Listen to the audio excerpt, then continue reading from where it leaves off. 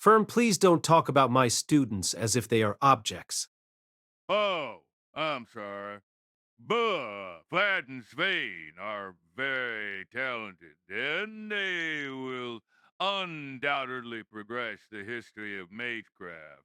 However, talent cannot be created without limitations. You should know as well that mystery becomes weaker the more it is shared. Being able to find a rare gem that would have been buried elsewhere in the world of magecraft is an achievement, but it can be harmful if you polish large amounts of rocks into imitation diamonds. Worried. Oops, we've stepped into the minefield. It seemed that McDonald was more concerned than we had previously thought. I sent a signal underneath the table to hang in there to my brother, but I didn't know if he saw it or not. Firm, of course I understand what magecraft is meant to be like. Relieved wonderful my brother made it. I'll give him 70 points for not saying anything unnecessary. I also needed to thank McDonald for not naming which students were the rocks he was talking about. Otherwise, my brother might have lost his cool. Of course, I didn't think that he would have bothered to remember a bunch of insignificant names. After the plates were taken away, McDonald leaned forward. Well, then I'll get to the point. Do you approve of that plan? What plan? Worried the Mercury version of my mentor said, pressing his hands to his temples. Though he was tiny, his distress was clearly conveyed to us. Or, perhaps looking down on him made his distress even clearer. El-Melloi. Discussions between lords really are interesting. I say the Tamberios are capable of saying something like that. Though my mentor didn't explain much, Tuco seemed to understand. However, the situation was still too complicated. What hid behind the plan the Trambellios were asking my mentor about, and how Heartless invaded this workshop. Heartless students are all survivors of the labyrinth. There's a high likelihood that they were part of the same team when they were down there. Excluding the people who went missing, the other two are members of the secret autopsy division with a certain amount of authority. They're quite famous in their respective departments. If they disappeared as well, I would be informed immediately. The miniature version of my mentor stood incredibly still, with his hand over his face. Usually, he would have brought out a cigar by now, but no matter how detailed this Mercury version was, there wouldn't be that function. If Heartless's actions really are related to the Grand Role, what kind of relationship would that be? And Joel, if I look at it from McDonald's perspective, Analytical, my mentor looked across the room. His Mercury expression changed slightly, and he pointed toward the bottles. urgent.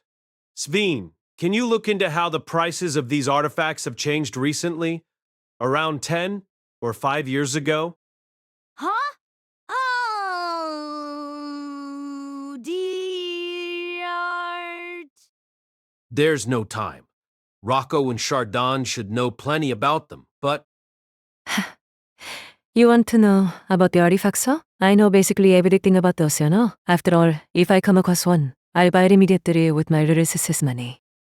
A plan, he said. That was to say, if we didn't understand enough about this, there was nothing we could do even if he ended the conversation immediately. This is the first stage of their evaluation of us. My brother was silent for a few seconds. Oh. After a second or two, I made the mental preparations to take a gamble and interject. probing, are you talking about the one regarding Spirit Tomb Albion? Impressed, of course. So, you already know Miss Rhines.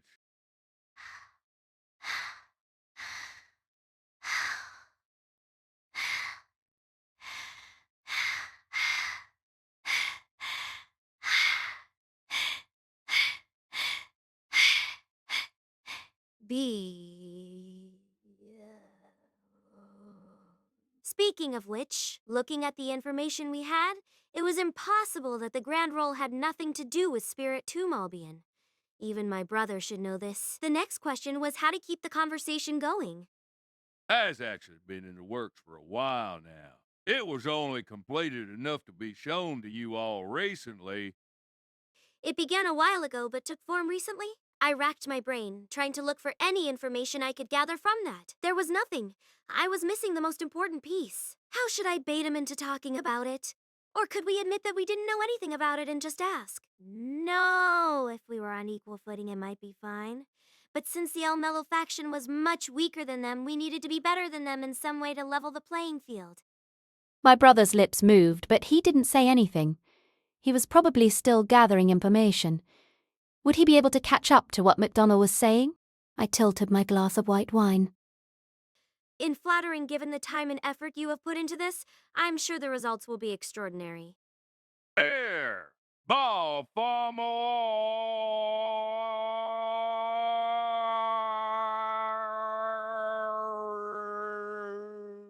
And the secret autopsy division aren't easy to deal with. We also have to consult the secret judgment division.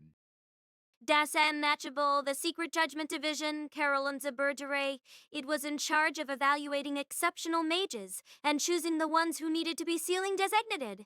It was another organization that was both part of the clock tower and separate from it. The mages there were also the ones who gave and then recalled the decision of Toko Awazaki's sealing designation. It all makes sense when you take into account that the organization was situated inside that maze. If that was the case, what would the plan be? What did they plan on doing to Spirit Tomb Albion? Did they want to send new personnel? Did they want to disband the secret autopsy division? Or did they want to reevaluate sealing designations? I thought up multiple possible answers to that question, and I couldn't eliminate. Just as I was thinking about that, soup was served. A delectable aroma arose from the clear, amber-coloured soup. There were no unnecessary decorations, and though it looked like a simple dish, one sip was enough to reveal the layers of flavours hidden within it, which spread throughout my tongue along with the subtle taste of sherry. I am impressed. This dish calmed the tongue of the person eating after it had been shaken by the rich flavors of the amuse-bouche in the appetizer. I almost got the feeling that I could see the chef's smug smile in it. But, pone bake. Analytical, of course, this also mirrored MacDonald's intentions.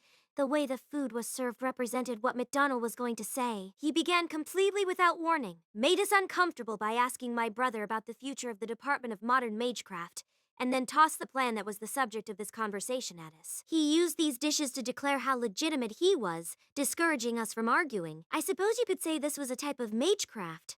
However, since they intended on pushing us to our breaking point, the soup turned bitter in my mouth. I felt cold sweat seep from my forehead. This was as much time I could buy as possible. Just as I thought that, my brother muttered something as he sipped some soup. You mean the redevelopment of Spirit Tomb Albion? Impresto. Yes, of course I meant. I originally wanted to toy with you for a bit, but it's nice to see you understand what I'm talking about. It hasn't been made public yet, but the plan to redevelop Spirit Tomb Albion has been made the main subject of the meeting. How much, to be honest, it took me so much effort to keep my expression neutral. That was how impactful that sentence was. At the same time, there was nothing I could complain about in that answer. Spirit Tomb Albion was one of the cornerstones of the clock tower, so a plan for its redevelopment could be considered as a plan to rebuild the clock tower. For that reason, it wasn't overly dramatic at all to have that be decided in the grand role. Analytical. I've investigated the market conditions of the main types of artifacts excavated from the labyrinth. The price has risen quite a bit in the past 10 years.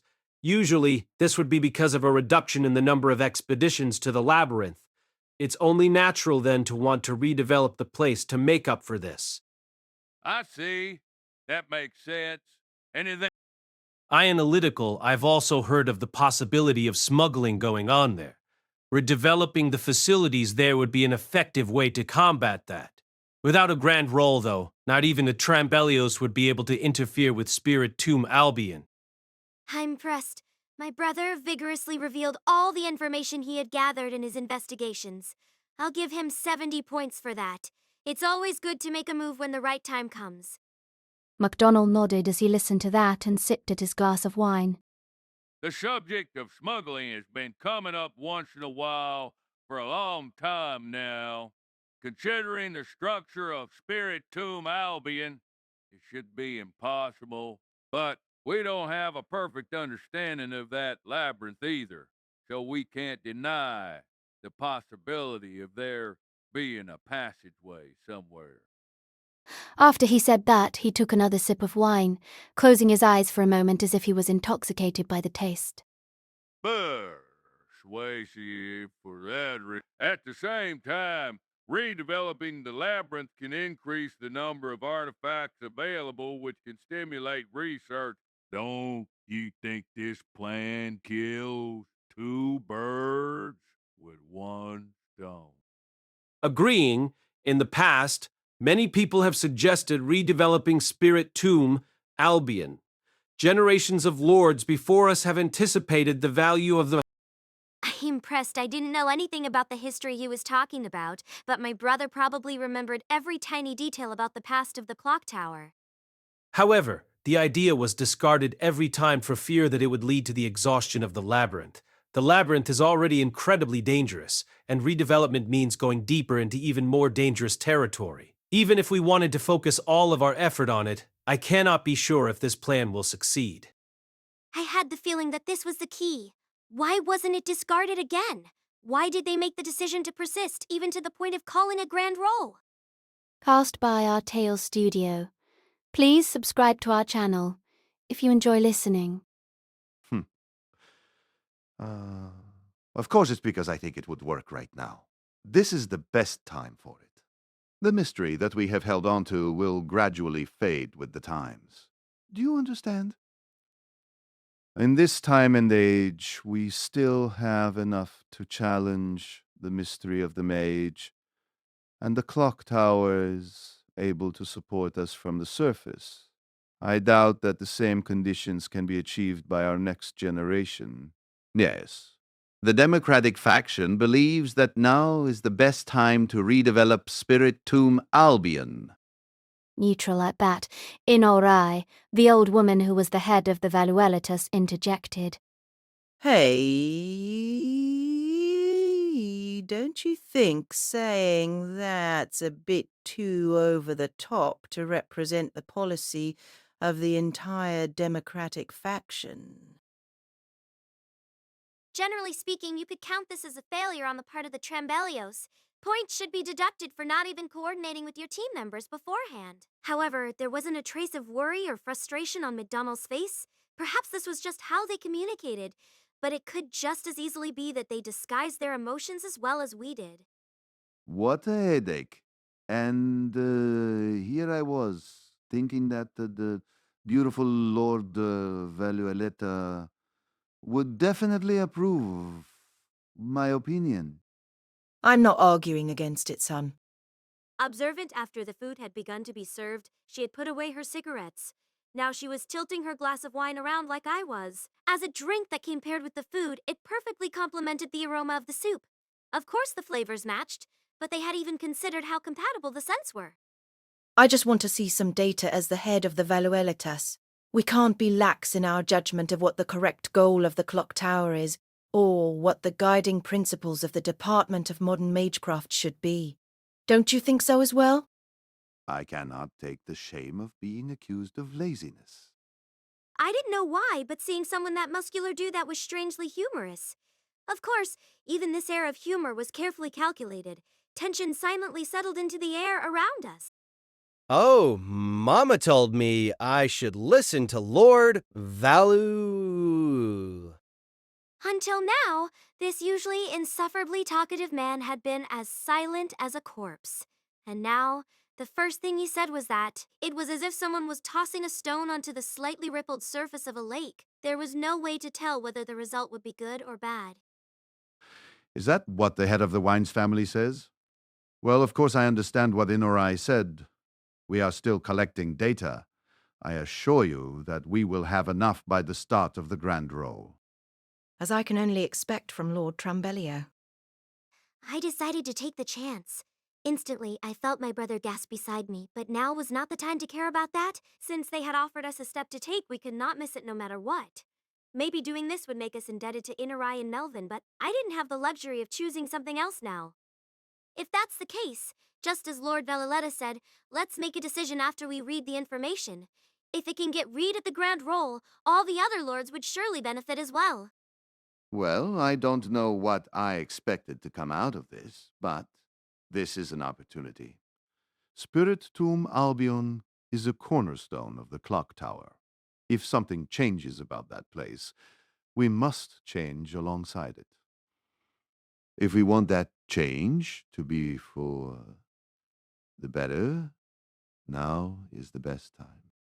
What he placed the emphasis on in that sentence made it difficult to determine whether or not he was doing this purely for his own gain.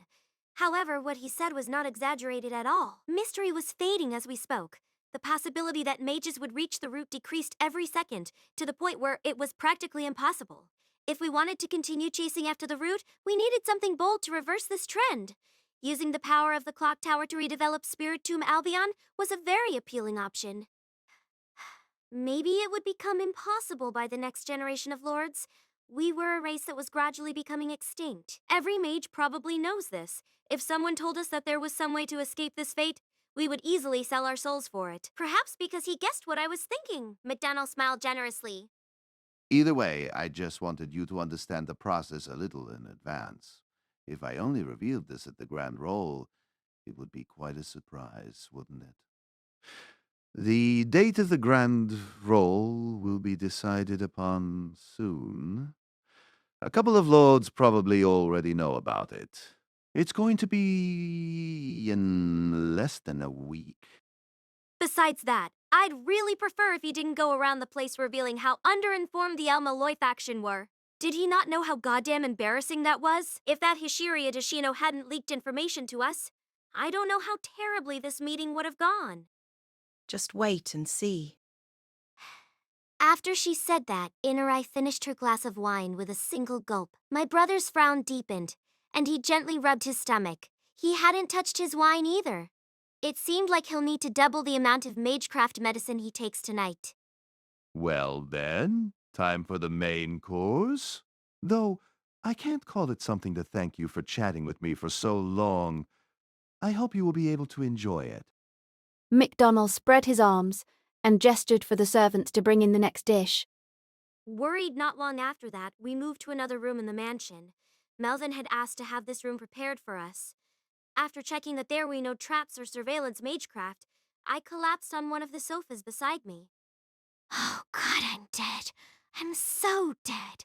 I died about 3 times during that meeting. I need to bulk purchase some graves with Rain's El-Melloi Arcasorte carved on them. I really felt that all the strength had been drained from my body. If I relaxed, I might die immediately. Every cell in my body was begging to be liberated from this as soon as possible. Of course I knew how to use magecraft that could adjust my emotional state, but I didn't even want to spare the energy to do that. I basically didn't need to mention what happened after that. Either way, we managed to get by using the information we had. If you wanted me to give it a score, I put it around a 60. It wasn't great, but at least we passed. As for all that about lean cuts of meat fried at low temperature and desserts cooked with knowledge of molecular gastronomy, it had completely evaporated from my mind, leaving only the general idea of what I just ate. I wanted to lie here until the day I died, but Melvin began to talk to me with a cheerful smile as he gracefully put away his blood-stained handkerchief. That must have been tiring. I didn't know you had an expression like that too, Rhines. Melvin. He annoyed me so much I wanted to puke over him, but I couldn't even muster the strength to get mad. I even felt better than this when I was forced to participate in a greater magecraft formula. Worried, Melvin, when you said you betrayed us. Did you mean how you didn't tell us that McDonald would be here? Of course. I sold you out for a good price. It's all right if you want to thank me. I won't mind if you drown us all in tears of gratitude either. I still have plenty of things to complain about. But thank you for now. There was around 20% genuine gratitude mixed into my brother's sigh. I felt the same. To be honest with you, there wasn't a better chance than that to get accurate information. You could say that we had won a large number of cards in exchange for exhausting ourselves by walking a tightrope. At least we've avoided humiliating ourselves by being the only ones to know nothing at the Grand Roll. After a brief moment of silence, my brother spoke. Can I ask you to leave for a moment? Oh, sure. Even the most wonderful of friends can have different standpoints. After all that, the two of you do have a lot to talk about. In this situation, even Melvin, or perhaps I should say, because of his background, Melvin knew the importance of standpoints better than anyone else. He spun around and walked out of the room. Worried reigns. You know what the situation is like now, right? Of course I do. I did expect that the Democratic faction would call us over for something like this. It was just that their reason for doing this was completely different from what I had anticipated. The redevelopment of Spirit Tomb Albion. If it was for that, the Democratic faction needed to get serious. It was no wonder why even McDonald would start taking action, attempting to rope us in, despite everyone but Lord Vallaleda ignoring us in the past. Worried the most important thing is, if we consider Heartless as well, Worried at this, my brother bit his lip. Though I liked the way his eyebrows were twisted in worry, this time the reason for that was also tormenting my stomach. I really hoped I didn't touch my brother's condition. Yeah, I know. Of course I know. I've already thought of the worst-case scenario. I shrugged with resignation. Analyzing magecraft was my brother's forte, but plotting was my place to shine. No matter how tired I was, my brain had adapted to always think of the traps other people could have set in those years of living under the constant fear of assassination. Heartless's students, who were also survivors, disappearing one by one. The plan to redevelop Spirit Tomb Albion. There's no way it's a coincidence that these two events happened at the same time. It's also hard to imagine that this plan only took a year or two. It might have taken 5 or even more ideally 10. And like Zephia said, even if Heartless is your enemy, that doesn't mean he's an enemy of the clock tower. That was something that had happened at Gray's hometown. I thought back to what Zephia had warned my brother as thanks for helping him. His advice was so direct it almost felt like a curse. That's what you wanted to say, right? the person in contact with Heartless, what you could even call his accomplice. Yes, that person is one of the attendees of the grand roll. Worried I didn't want to think about that. However, it was the most reasonable possibility. Heartless was the former head of the Department of Modern Magecraft. The earlier cases revealed that he once helped the Lord of the Department of Astromancy, Marsberry. Therefore, it wasn't surprising if he struck a deal with another lord. However, on a stage like the Grand Roll, it would be stupid to accuse anyone of a crime. I wouldn't even have cared if it wasn't for my brother. I swallowed a sigh. What was I meant to do in the face of feeling that my invisible enemies were increasing? I felt like there were maggots writhing about inside my body, and I couldn't calm down no matter how many deep breaths I took. So, to conceal my pain, I turned to my brother. Oh, right! Do you think Heartless's accomplice will be for or against the redevelopment of Spirit Tomb Albion? We don't have enough information to determine that yet. It's possible that they've been obstructing work there. Maybe they plan on using this grand roll as an opportunity to end the plan for once and for all. I think so too. It didn't matter whether it was done internally or externally, or whether they used legal or illegal means. A plan of this scale wouldn't be easily stopped. According to what McDonald said then, he had even found it necessary to carefully keep the plan hidden until now. However, in that case... And there's the other letter. The worried it was an invitation from the aristocratic lord of the Department of Spiritual Evocation, Lord Illithus. First, we had thought that it was a warning to prevent us from betraying. Now it was different. Of course, that was because of the possibility that Lord Illithus was Heartless's accomplice. Regardless of whether the accomplice was a lord or a representative, their status couldn't be lower than ours. Oh, could this be any worse? The silence coiled inside the room reflected the despair that my brother and I felt. Chapter 4. Tilda. Whoa! Have you completely died, sir? Observant Yvette El-Melloi exclaimed, after walking into the hotel room and seeing my mentor lying on the sofa. It was the morning of the second day. After switching hotels like before, we met up with my mentor. Rhines had taken over the job of researching Heartless and the Grand Roll with flattened spine. Besides that, they said something about going back to check on the students of the El-Melloi classroom, just in case they got in trouble, because they were left unattended. Of course, if Flatten's Ven didn't get jobs like this, they would probably be the most troublesome ones. As for Tuko, she disappeared after listening to my mentor's brief report. Though I didn't know why she was busy, it did seem like something she would do. My mentor rubbed his temples. Worried I might have overexerted myself during that meeting. He explained in a tired voice as he sat up.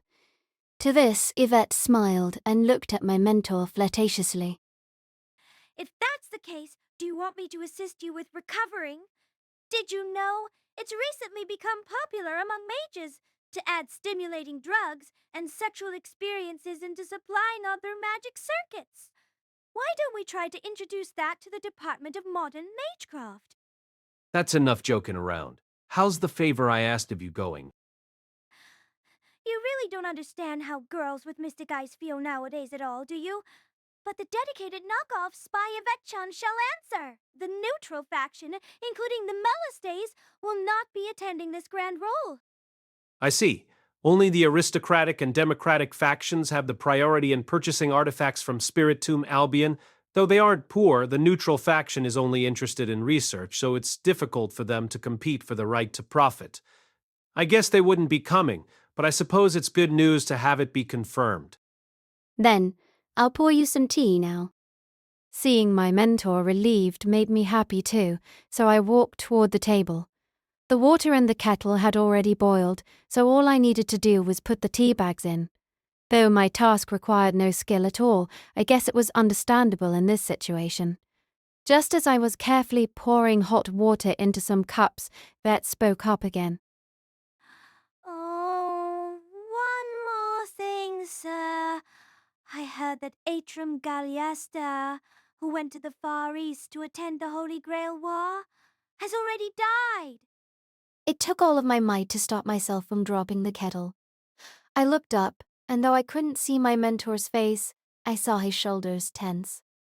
Is that so? All 7 classes shouldn't have been gathered yet. Did he die before the Holy Grail War even officially started? Did the servant he summoned also die? The mage from the Middle East, who came of his own accord every once in a while, to show off during the time between the case at the Twin Towers of El-Melloi and his trip to Japan. Hadn't my mentor warned him not to underestimate the Holy Grail War? But, in the end... No one's reported about that, but I think so. It is the Far East, though, so we don't have many details. I felt like the gloomy look on my mentor's face became even more intense after hearing what Yvette had to say.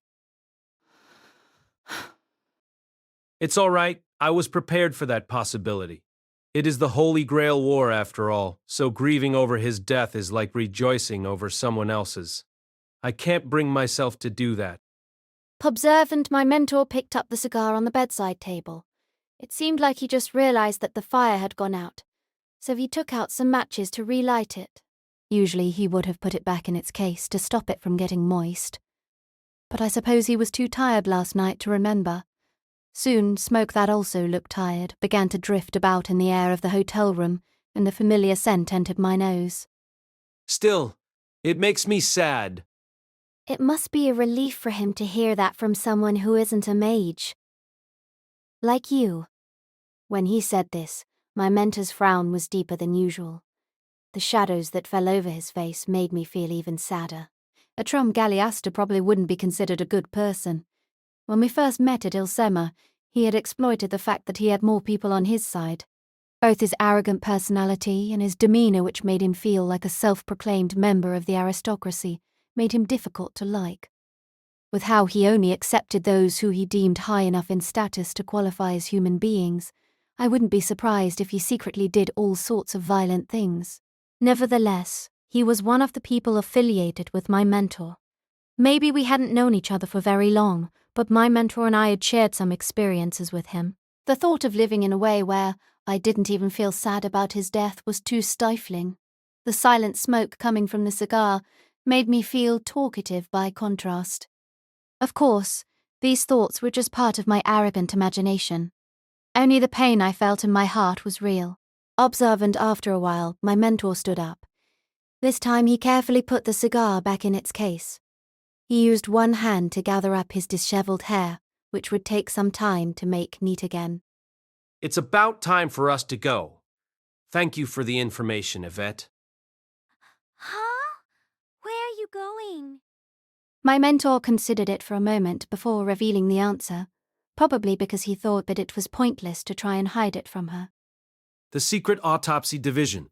They've agreed to meet us. The Secret Autopsy Division? The one in Albion? Well then, sir, in exchange for the information, Do you think they'd mind if a spy from the El-Melloi faction attended that meeting as well? The girl with the eye patch asked, as if it was an obvious thing to request. Law. How neutral, like most major port cities, London had a Chinatown. The Chinatown in the Soho area had more than 100 Chinese restaurants, making it one of the largest in the world. There were unique-looking red and white lanterns hanging between the many signs full of Chinese characters. The people passing by seemed even more diverse than usual, and I felt like I might lose track of what country I was in if I wandered around for a bit. Going northeast from Chinatown and into Charing Cross Road, the buildings that lined the streets transitioned from Chinese to Victorian-styled architecture before becoming modern again. London was distinctive because of this kind of intersection between countries and eras.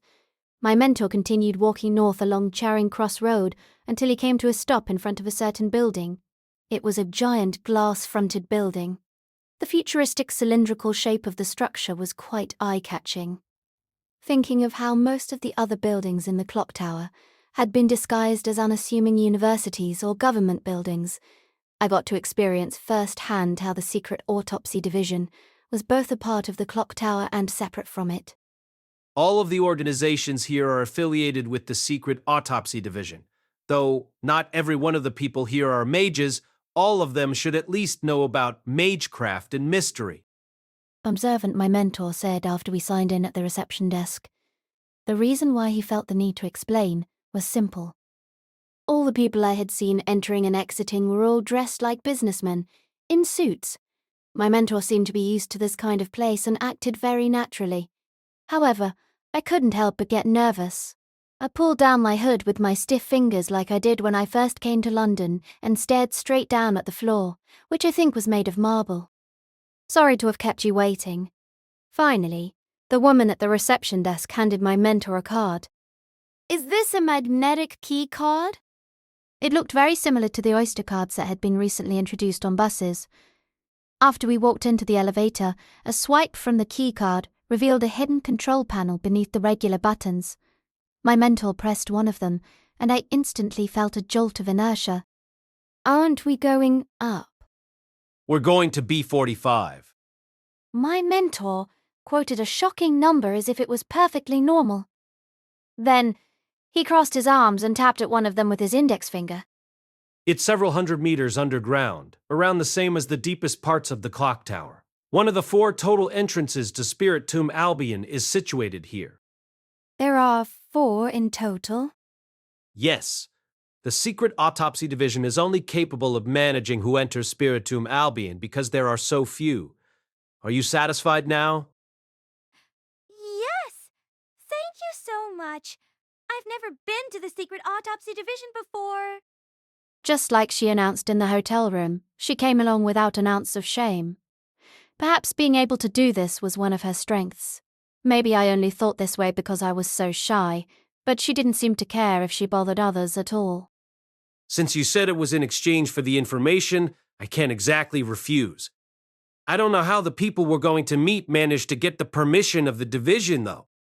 The feeling of weightlessness continued until the metal doors finally opened, revealing a spacious, circular room. It was around the size of the lobby of one of the better hotels.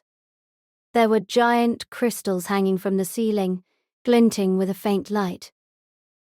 My intuition told me that they were not products of science. Though I said that, they didn't seem completely made with magecraft either. They were probably objects of mystery, but the clear light emitting from them made me feel like they were from something even more mysterious. Were they excavated from Spirit Tomb Albion? I thought of that place again. What kind of otherworldly realm would a labyrinth capable of producing things like these be? I silently pondered these thoughts as I stood under the flickering drops of light.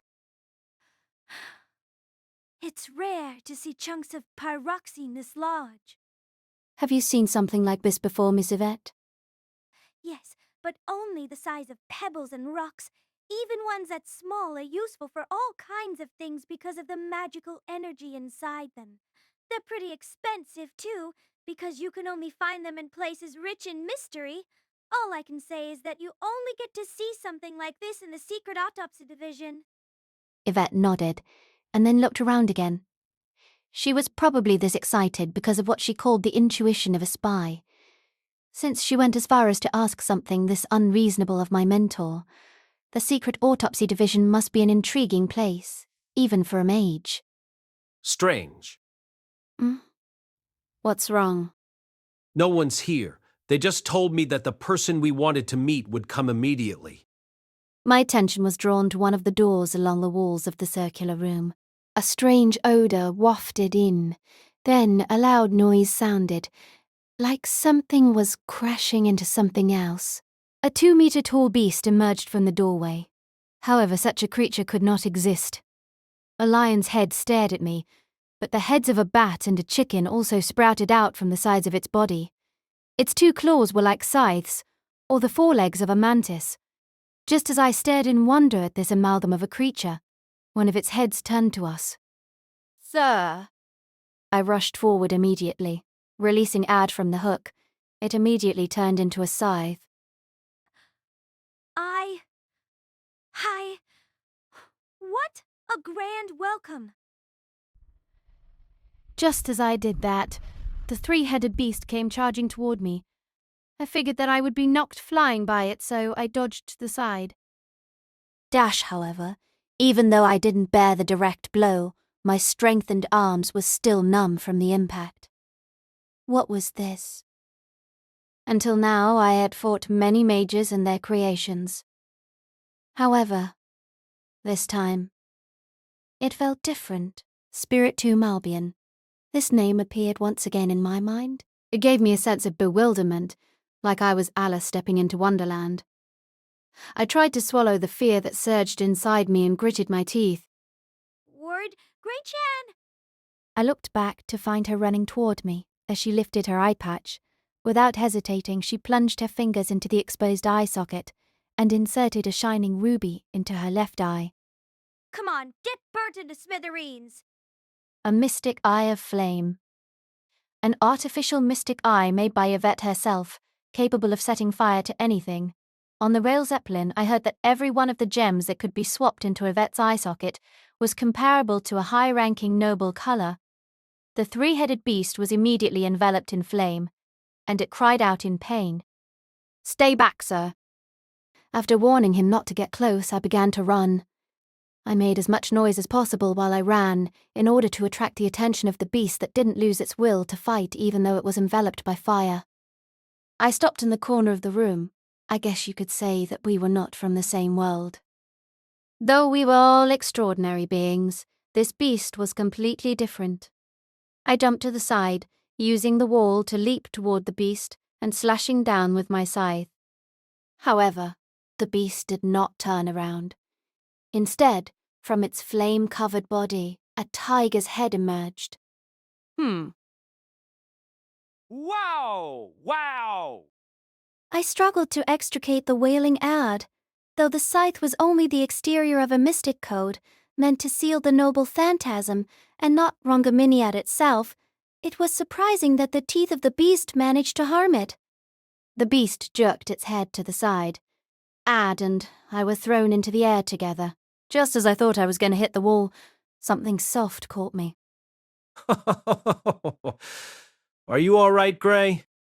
Had popped me, though he had probably strengthened his body.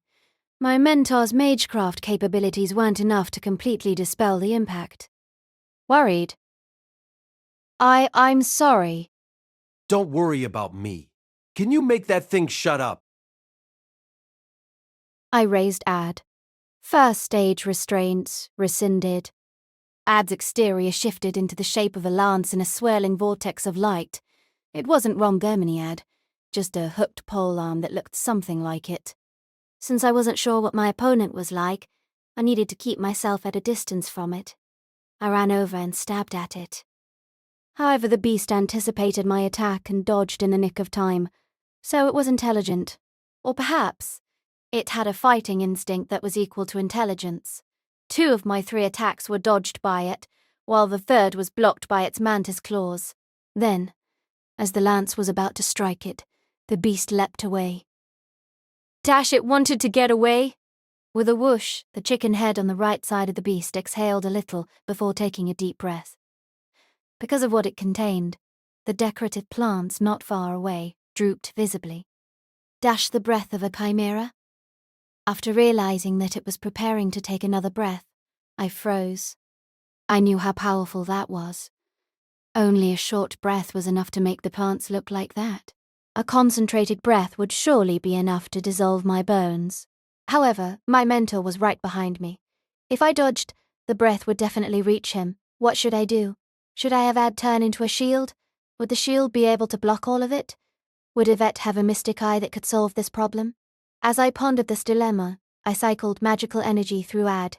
Naturally, the breath was interrupted, and the walls immediately transformed into a sturdy metal cage enveloping the beast. After recovering from the surprise, the beast angrily slashed at the cage with its many claws and teeth, but the cage deflected each strike. However, it did drastically change the shape of the cage, creating a piercing noise. The person who had cast this spell kept the seal in place as he stared at the beast. It was the member of the secret autopsy division who had fallen down a moment ago. Damn it. I'm too old to keep this up for much longer, Ashara. Hold on a second. Kaluf, flow backwards. That was probably a 1-count long spell. As that happened, the beast quivered. Green liquid erupted from its body like a balloon bursting. Even so, it still banged at its cage until it fell to the ground, defeated. After that, the person who cast the spell carefully approached the cage. It isn't dead. Wonderful. It was a dark-skinned woman. She looked to us with piercing eyes of the same color. From her efficient, crisp movements, it was clear that she lived her life this way as well. Worried Gray, Yvette? Are you too hurt? After confirming that we were safe, my mentor turned to the woman who had just walked in. Did you use flow magecraft just then? Yes, I fought chimeras like these, often back when I was still in the labyrinth. I've worked with him for many years now. I am Ashara Mistress from the Materials Branch. That was an oversight on our part. Apologies for frightening you, Lord El-Melloi too. After that, the other staff member dusted off his clothes and bowed his head too. Worried, I'm sorry for not introducing myself earlier. I am Clug Ithrid from the Management Branch. Nice to meet you. They really were a peculiar pair. Both of them were around 30 years old. They wore the same uniform. However, I felt that these two people didn't seem like they belonged in the clock tower. I didn't know why, but they felt more like regular workers, or scientists than mages. Ashara Mistress. I silently repeated her name to myself as I looked at her calm face. Caliph Ithrid. The male staff member used a handkerchief to wipe at his sweat as he peered at us. However, neither of them looked scared at all in the face of my mentor, who was still a lord. Of course, maybe it was because my mentor's title wasn't really authentic, and because the Department of Modern Magecraft wasn't important enough. Either way, for members of the clock tower, they reacted rather calmly. Perhaps this was the nature of the secret autopsy division. They're the students of Heartless, who I made a prior appointment with. Hearing what my mentor whispered to me, I swallowed. Then, my mentor looked toward the beast in the cage. Are you trying to capture phantasmal species? Yes, we're conducting a controlled observation of the ecology of the creatures of Spirit Tomb Albion. They're quite different from the phantasmal species you see on the surface, aren't they? She smiled as if she had completely forgotten about how the creature had just attacked us. I suppose you could say that this was very typical of a mage. Her only thought about the fight was probably that it was a source of useful data. My mentor didn't look like he wanted to pursue the matter further. Usually he would have, but my mentor's tendencies were affected by the state of the world of magecraft, at least when he was also talking to a mage. Perhaps for a similar reason, Yvette decided to hand the conversation to my mentor, so she didn't say anything. For that reason. I swallowed my complaint. I looked down and used my hood to conceal my expression. Then the person who claimed to be Ashara from the Materials Branch shifted the subject to us. And these two are? I'm Gray. My mentor's disciple. Yvette L. Lemon. I'm here as an assistant at my teacher's permission. I heard Yvette respond from beside me. It was very typical of her to have taken the position of assistant. Ashara nodded and reached out to one of the doors that was still intact. This way, please. After taking us to the reception room, they brought us some black tea that was identical to the tea on the surface. It was a very simple room. There were only 2 long couches and a glass coffee table. Though I was still confused as to where the air came from, it was probably the result of some kind of magecraft. Besides that, there were several wall lamps that served an unclear purpose. Considering the key card from just then, the secret autopsy division didn't seem to avoid the use of modern science. I have something I want to ask you. You want to know about our teacher, right? Worried, unfortunately, neither of us has met Mr. Heartless for 10 years. They were 2 of heartless students. Thinking of this alone made my heart rate speed up. 10 years? So you haven't met Dr. Heartless after he left the clock tower? Yes. For a while after that, the Department of Modern Magecraft operated without a department head. Of course, that was before you became a lord. The Department of Modern Magecraft before my mentor was there. Though it was incredibly obvious, hearing someone talk about it still surprised me. My entire impression of the Department of Modern Magecraft was built upon my mentor and the El-Melloi classroom. However, back then, they weren't part of the Department of Modern Magecraft. First, the El-Melloi faction had been assigned to the Department of Modern Magecraft at a grand role, and my mentor had been chosen by Reigns to become a lord. Those 2 things had combined to form the Department of Modern Magecraft I was familiar with. What was it like before then? Speaking of which, you 2 are our upperclassmen at the Department of Modern Magecraft. Oh. That was true. They were our upperclassmen, students of the Department of Modern Magecraft before my mentor was there. To be honest, though, survivors of the labyrinth like us aren't really suited for the clock tower. Oh, right. Has Slur changed much? I don't think it has. Is the pumpkin rice casserole still the most popular dish at the cafeteria? I think it ranks about 3rd. The most popular dish now is the shrimp chowder. Huh. You're all too picky. Back in our day, everyone was fighting to order the pumpkin rice casserole because it was the cheapest. What sort of person was Dr. Heartless? Well, we didn't get to know him very well, but, thinking back, he was very caring. He treated our group of survivors and his other students equally. I've heard that he was biased towards your group of 5 survivors. Ha! That's a bit of an overstatement. We weren't like everyone else after all. He treated us equally, but maybe that's already a bias in the eyes of other people. As the head of a department of the clock tower, he was an incredibly kind man. Hearing Carl's reminiscences, I silently bit my lip. That was another side of Heartless. I found it somewhat difficult to believe. Though I accepted this as new information, hearing that the mage had stayed at Slur Street like my mentor, and had even taught there, made me feel uneasy. On top of that, hearing someone say that he was a kind person made me at a loss for how to react. After all, my mentor and I had nearly died by his hands. I was completely used by him, wasn't I? She was referencing something that had happened on the Rail Zeppelin. In exchange for Heartless's financing, she was used to help him disguise his identity. Though she had accepted the deal herself and therefore deserved none of my empathy, Heartless hadn't revealed his true identity or intent to P either. It was miles away from how the students described their teacher. Which was the true Heartless, I wonder? Mr. Heartless was very passionate about education, even compared to the other departments. At least, I think so. It's just that I always felt that he had his sights set on something different from the other lecturers. Dedicate your life to the most radiant thing. That was always his mantra. We are creatures that are always connected to one another. Since we must advance as mages, that means we must constantly face and be aware of those who are connected to you. However, at the same time, you are still uniquely yourself. In that case, you at least have to dedicate yourself to what you think is the most radiant thing. Her words immobilized me. My mentor also froze beside me. Ah, yes. That was because this way of life was almost identical to someone else's. It was too similar to the person who had been fascinated by the king he had met during the Holy Grail War, and decided to live by a new set of rules for the rest of his life. I recalled what Heartless had said on the rail Zeppelin. The more I looked into it, the more I was drawn in by the Holy Grail War. It was like a sunset I saw once in my childhood. At that moment, I prayed from the bottom of my heart that I hoped to chase after that view forever.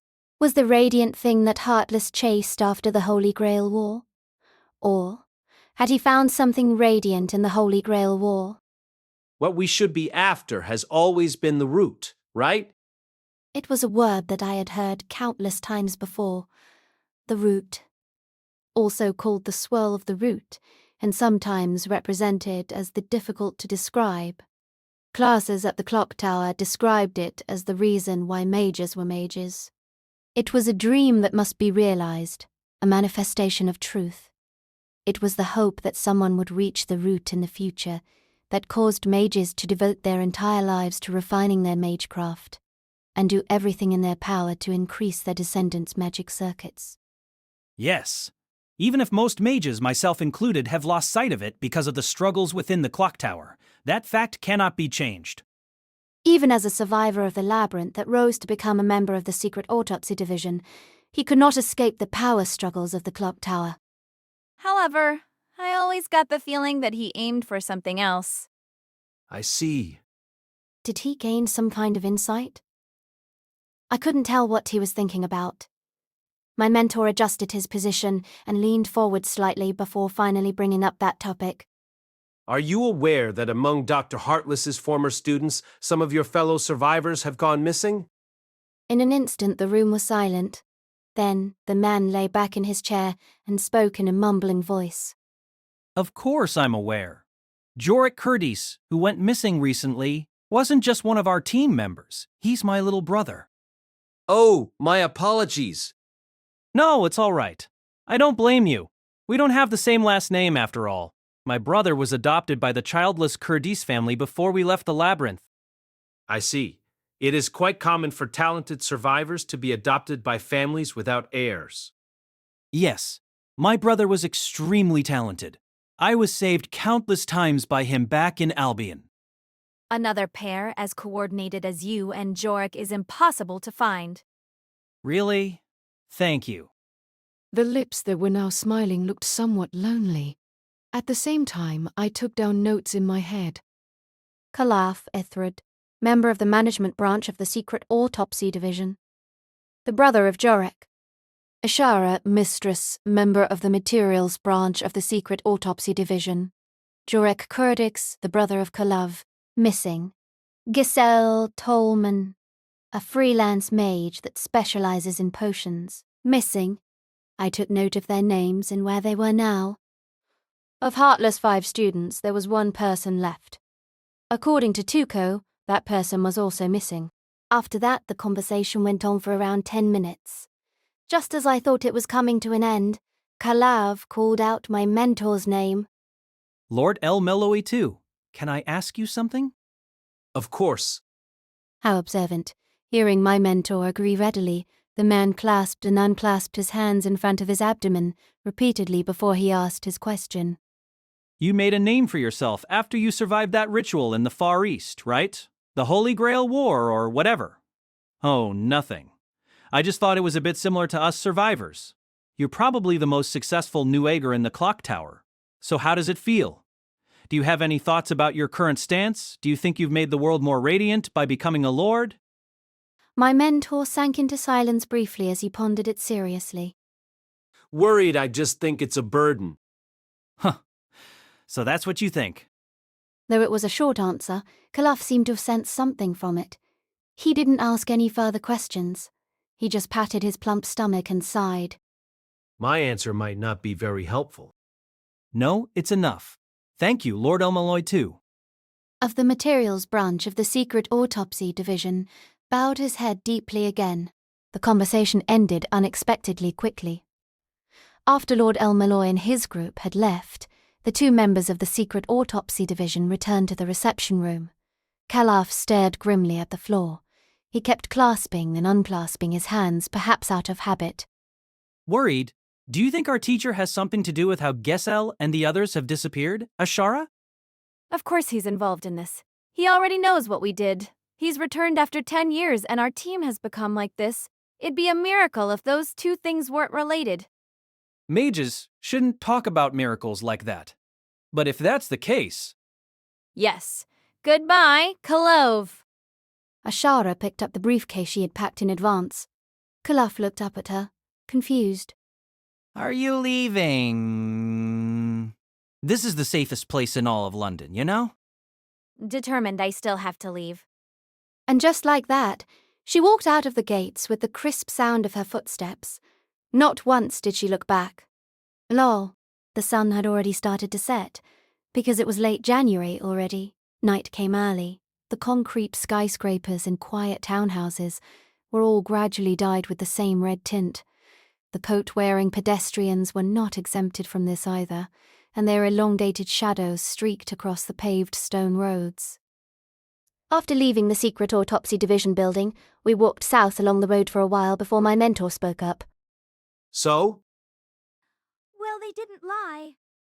After checking the surroundings, Yvette lifted her eye patch. A polished piece of malachite was set into her eye socket. It seemed like she had changed a gem in her eye after the fight with the Chimera without me noticing. That mystic eye was capable of capturing changes in people's emotions. Because of it, if Yvette really wanted to find out what we were doing, we wouldn't be able to hide it. My mentor had only agreed to her assistance because of this. But they seem to know something about the disappearances of the other students. When you asked them a related question, the atmosphere shifted drastically. I see. If that's the case, the question becomes what the nature of the facts they were concealing is. Why did they find it necessary to hide it from us? Why, Dunit? Why would they lie? Was something compelling them to do so?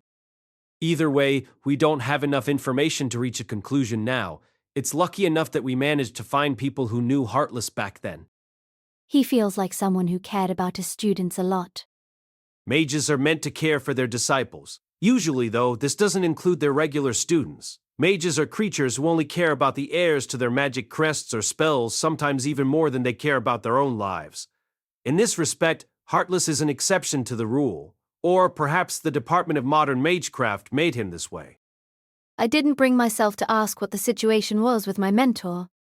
Usually, I would be included as a disciple, but I wasn't even a mage. I was just a gravekeeper named Grey, who was forced into this position by circumstance.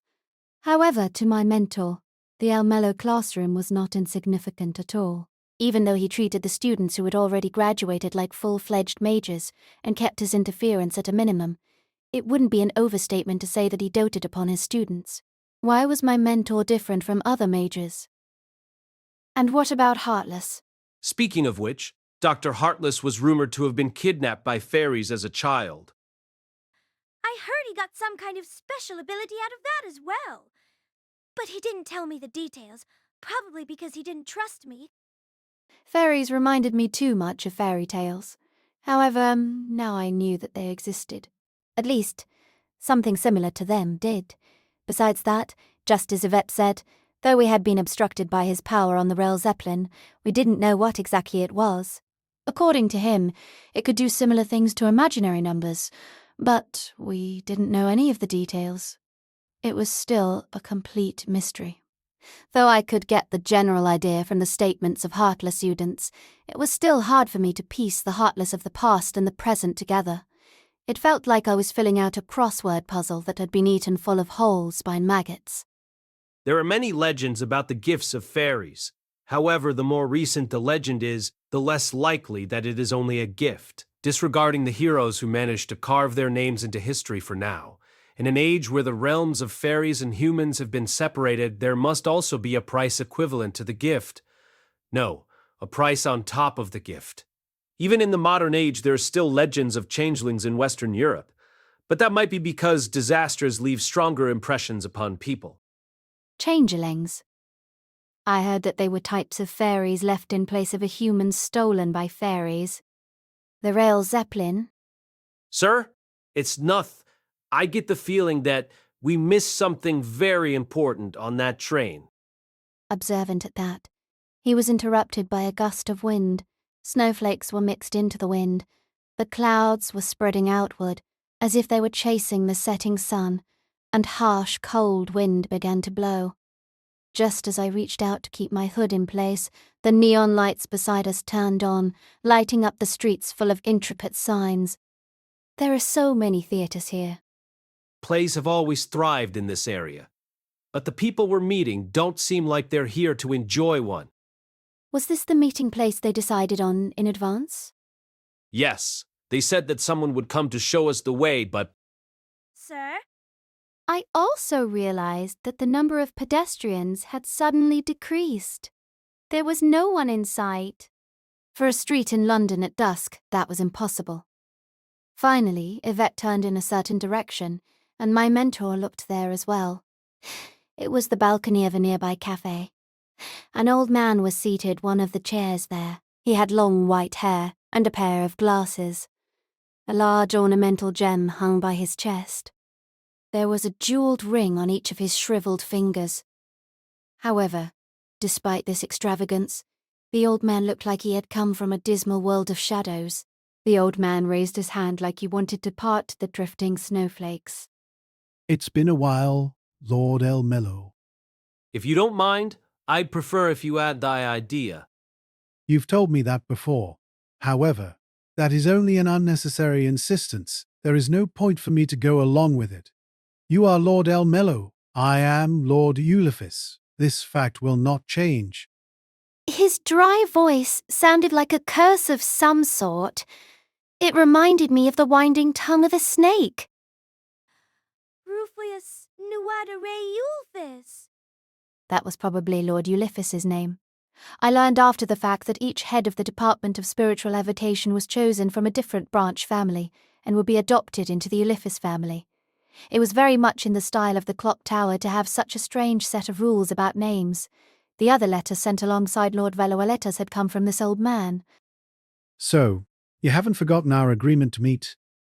Of course not. I just didn't think that you would choose to have us meet here. It just so happens that I have brought another guest. Ruflius' eyes spun around. Another figure appeared on the road. I couldn't figure out whether she had just appeared out of nowhere, or if she had always been standing there. Perhaps making me lose my concept of time was also part of this spell. The snowflakes that kept drifting down seemed to blanket everything, locking the world into place. A silver-haired girl stood there, as if she had cleaved apart this field of white. Though she was younger than us, she didn't succumb to the heavy atmosphere here, and stood firmly. Her amber eyes seemed to announce that she would not let her attention drift from the battlefield that was to emerge. At the same time, she was also someone who my mentor, Yvette, and I were very familiar with. I haven't seen you for some time, Lord El-Melloi, too. Miss Olga Marie. 10 years ago, on the first floor of the Great Magic Circuit, the floor beneath his feet was very bright. It almost felt like a dream. The young man tried his best to gather together the loose threads of his drifting attention and stepped onto the shining light, emitting from the ground. Light didn't just come from the great magic circuits of this labyrinth, in the walls and floor. Since the first floor was close to the mining city of Magisfair, the light from the giant crystals shined through from the holes in the ceiling. Most of the monsters wouldn't appear in places illuminated by the light of the crystals. Combined with the fact that the city's defences stretched here as well, this place felt more like a place to take a relaxing walk than the rest of the constantly threatening labyrinth of Albion.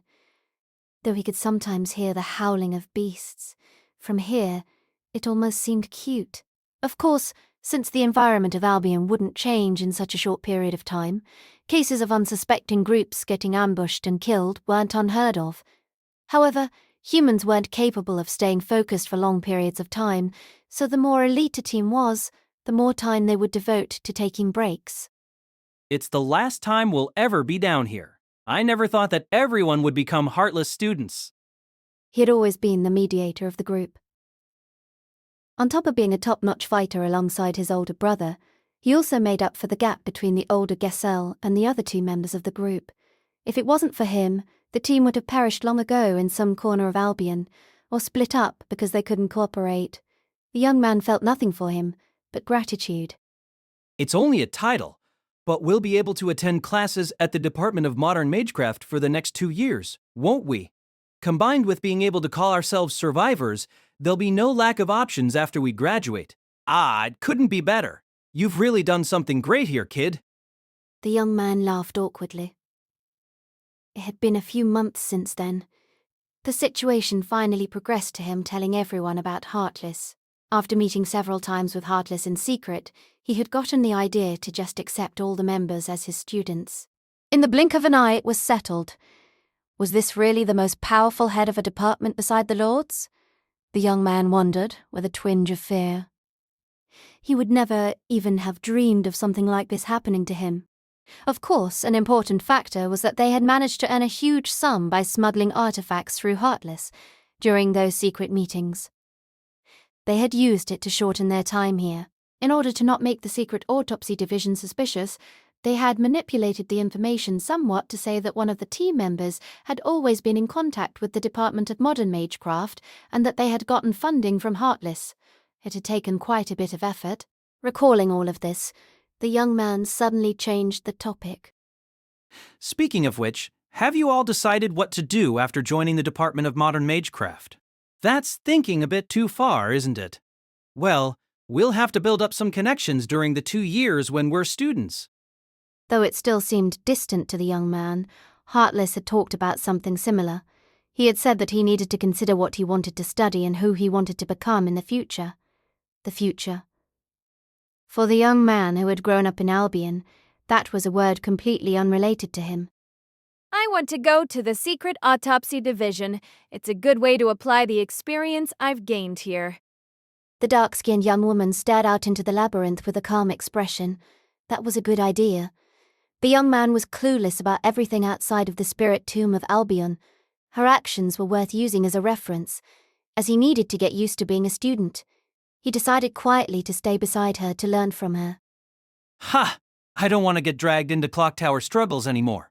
I'm excited to attend classes at the Department of Modern Magecraft, but I plan on returning to be a freelance potion maker. Supposedly, he had been an independent mage before coming to Albion as well, so it seemed like he was prepared to return to his old job. Of course, the money and artifacts he had gotten here, and the skills learnt from the clock tower would undoubtedly help him in the years to come. What about you two? I plan on joining the secret autopsy division, like Ashera. My brother and I have the chance to get adopted by the Curtis family. If I can get good grades at the clock tower, maybe I'll even get to become a candidate for being the heir. The two brothers were very similar. Both were slightly chubby, and if they continued like this for another several decades, their weight might bring them health detriments. In the future, the young man knew that they would be just as reliable. He was sure that they would help each other in their next few years as students. Then, the topic of conversation turned to the young man. You said you wanted to stay with Dr. Heartless after you graduate, right? Yes, that's what I plan on doing. That's such a waste of time. All your rights will get stolen by those pretentious old guys anyway. You might as well go find a family and organization to sell yourself to. No, don't rush to conclusions. Even a new ager like this kid searches for the same thing as every other mage. Doesn't continuation of generations lead to the root? This was probably the last time he would see this familiar interaction between the three of them in Albion. As he thought of this, the young man couldn't help but feel a deep sadness. He would probably get to see them again, after they went to the Department of Modern Magecraft. You can also aim for the secret autopsy division, you know. You know? Oh, yes. Hearing Ashara's somewhat awkward voice, he nodded gently. The young man wiped at his face haphazardly in order to try and hide the redness that was creeping up onto his face. Each one of their dreams was about to become reality. This was undoubtedly wonderful. The chance was radiant and bright, and definitely something worth being happy about. However, for whatever reason, a subtle dark fog passed by the young man's heart. For the first time in his life, he felt uneasy about the future. Chapter 5. Tilda. There was no way I could have forgotten the silver hair that fluttered in the snow-scattering wind. Olga Marie Asmolite Animosphere. The girl whose life had been intertwined with ours on the rail Zeppelin. I should have expected that she would also appear in this case. I silently bit my lip. She was the daughter of the Lord of the Department of Astromancy, after all. Besides, I had heard that the Lord of Astromancy didn't leave his territory often. This being the case, it was only natural that she would appear as his representative in the grand role. She glanced over to me, but didn't say anything. That was probably because she felt that there was no need for nobles to greet other people's servants. If the dead Atrum was here, he'd probably laugh and say, "Did you really think that there are fools out there who greet other people's luggage? Or are you the sort of pervert that kisses the shoes of everyone you meet?" Or something along those lines. I felt like this was more of a difference in values than a bad attitude. Those were values that had been distilled and passed down in the world of mages, which was only open to the chosen ones. Isn't it the daughter of the Animosphere family? I didn't expect that you would be here as well. The old man only frowned. The last time I met with you, Lord El-Melloi, was several years ago. This is the third time we have met, but my teacher has long enjoyed your favor. The matter of your predecessor is very unfortunate. Not only Solohui, but also Kenneth El-Melloi Archibald, my best disciple in recent years. Hearing his words, I couldn't help but stop breathing for a moment. He was the mentor of the previous Lord El-Melloi. Up until now, I had heard so many stories of the previous Lord El-Melloi. He had created many mystic codes, including Volumen Hydrargyrum easily at a young age, and was a mage who was regarded as a prodigy even amongst other outstanding mages of the clock tower, and the person who had taught him was the old man in front of us. In other words, to my mentor, he was his teacher's teacher. So he was my mentor's mentors? This tongue-twister-like thought flashed through my mind, and I immediately tossed it out. Now was not the time to think about things like this. It wasn't just that all the other people had disappeared from this otherwise normal London street at dusk. There was also a strong aura of death surrounding the old man, the Lord of the Department of Spiritual Evocation. Spiritual evocation was just like the name suggested. It was a type of magecraft where mages called down the souls of the dead and made them do their bidding. The dead bowed down to Olifus. I had heard something like that before in a class at the clock tower. If I was a gravekeeper that ensured the dead could rest in peace, this old man was a mage who controlled and fed on them. The old man smiled slightly. Every time his fingers bent, the jewels set in the rings would glimmer with eye-piercing light. Ha! At least you've come. I thought that you were persuaded by the Trambellios and wouldn't even pay attention to an invitation from this old man. The old man's words made my heart beat faster. He was showing that even though it had only been a day since the talk with Lord Trambellio, he already knew. How would I? The connection between the El-Melloi and the Department of Spiritual Evocation runs far deeper than the last generation. Of course, if you had answered yes, I would have had you strangled on the spot. The corners of the old man's mouth curled upward in a sinister smile. I could clearly tell that he was not exaggerating. This old man did have the power to do so. As the Lord of the Department of Spiritual Evocation of the Clock Tower, he probably had the ability to kill us all, even if we resisted as a group. His existence gave me a feeling similar to that of Tuko Ozaki, yet completely different. My mentor only narrowed his eyes slightly. Speaking of which, I thought that you would have let Bram attend as your representative, like in the previous grand roles. Ha! Since MacDonald of the Trambellios is going to attend in person, how could I not as well? Well then, have you heard about the Trambellios' ridiculous plan to redevelop Spiritomb Albion? Yes, if you had decided to inform us in advance, we might have been more prepared. I have not hidden anything from you intentionally. That's a barefaced lie. Since she said that was probably true. He had chosen deliberately to not give any information to the El-Melloi, who were the least powerful of the 12 families. It was just that I didn't know whether it was because he thought they were insignificant, or worried that the El-Melloi would betray them. However, I was at least aware that he had his reasons for doing that. The clock tower's social relations were too complicated. The plotting and scheming mixed into everything went without saying. Even traditions and evil intentions were almost indistinguishable from each other, and there was no way for an outside to tell the difference. Mr. Rufilius, that's enough chatting, don't you think? Of course, since you already understand the current situation, everything becomes easier. As Lord Eliphas, I oppose the plan to redevelop Spirit Tomb Albion. Sure enough, I thought. I had heard that similar proposals had been brought up before. The fact that they didn't manage to pass was a sign that opposition existed. Since the Trambellios, who were at the head of the Democratic faction, were the people behind the redevelopment, it was natural that the Uliphises at the head of the aristocratic faction would be opposed to it. Can I ask why you say that? Because it is dangerous. Is that not a satisfactory reason? Yes, of course it is. Lords must work to ensure the stability of the world of magecraft. You must be more thoughtful than a junior like me could ever be. I also think that it is very likely that increasing the speed of excavation by redeveloping Spirit Tomb Albion would cause the resources there to dry up. Albion is an incredibly dangerous place, and no one would be able to ensure the success of the redevelopment. To add to that, that's the Department of Astromancy's stance on this as well. She seemed to be adopting the strategy of saying as little as possible. Was that because she was only her father's representative, while the other two people were official lords? But what if the success of the redevelopment could be guaranteed? Suddenly, Lord Eliphas said something completely different. My mentor frowned slightly. What do you mean by that? That Trambellio kid must have taken many considerations, since he has decided to bring it up. Otherwise, he would not have revealed it deliberately. Barely managing to take out a topic that will inevitably be rejected in the end would only be a show of his incompetence. I could understand what Rufius said. He was not underestimating Lord Trambellio.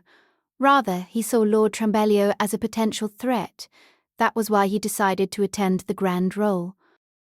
That is very reasonable. I agree that he has made appropriate preparations. Of course. And then he seems to be close enough to you to have you as a guest. Well then, can you figure out what preparations they have made? Because of the light reflecting off of his glasses, I could not see his eyes.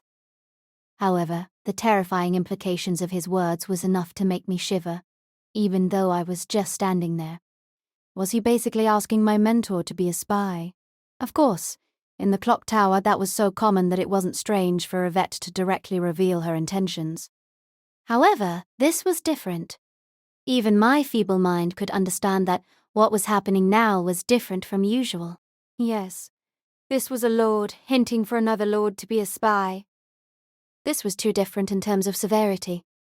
If the rulers of the clock tower were to commit such a treacherous act, and if we failed, what little prestige El-Melloi and the Department of Modern Magecraft had would crumble immediately. Though I said that, there was no way to directly reject his offer without ceding the initiative to Lord Eliphas.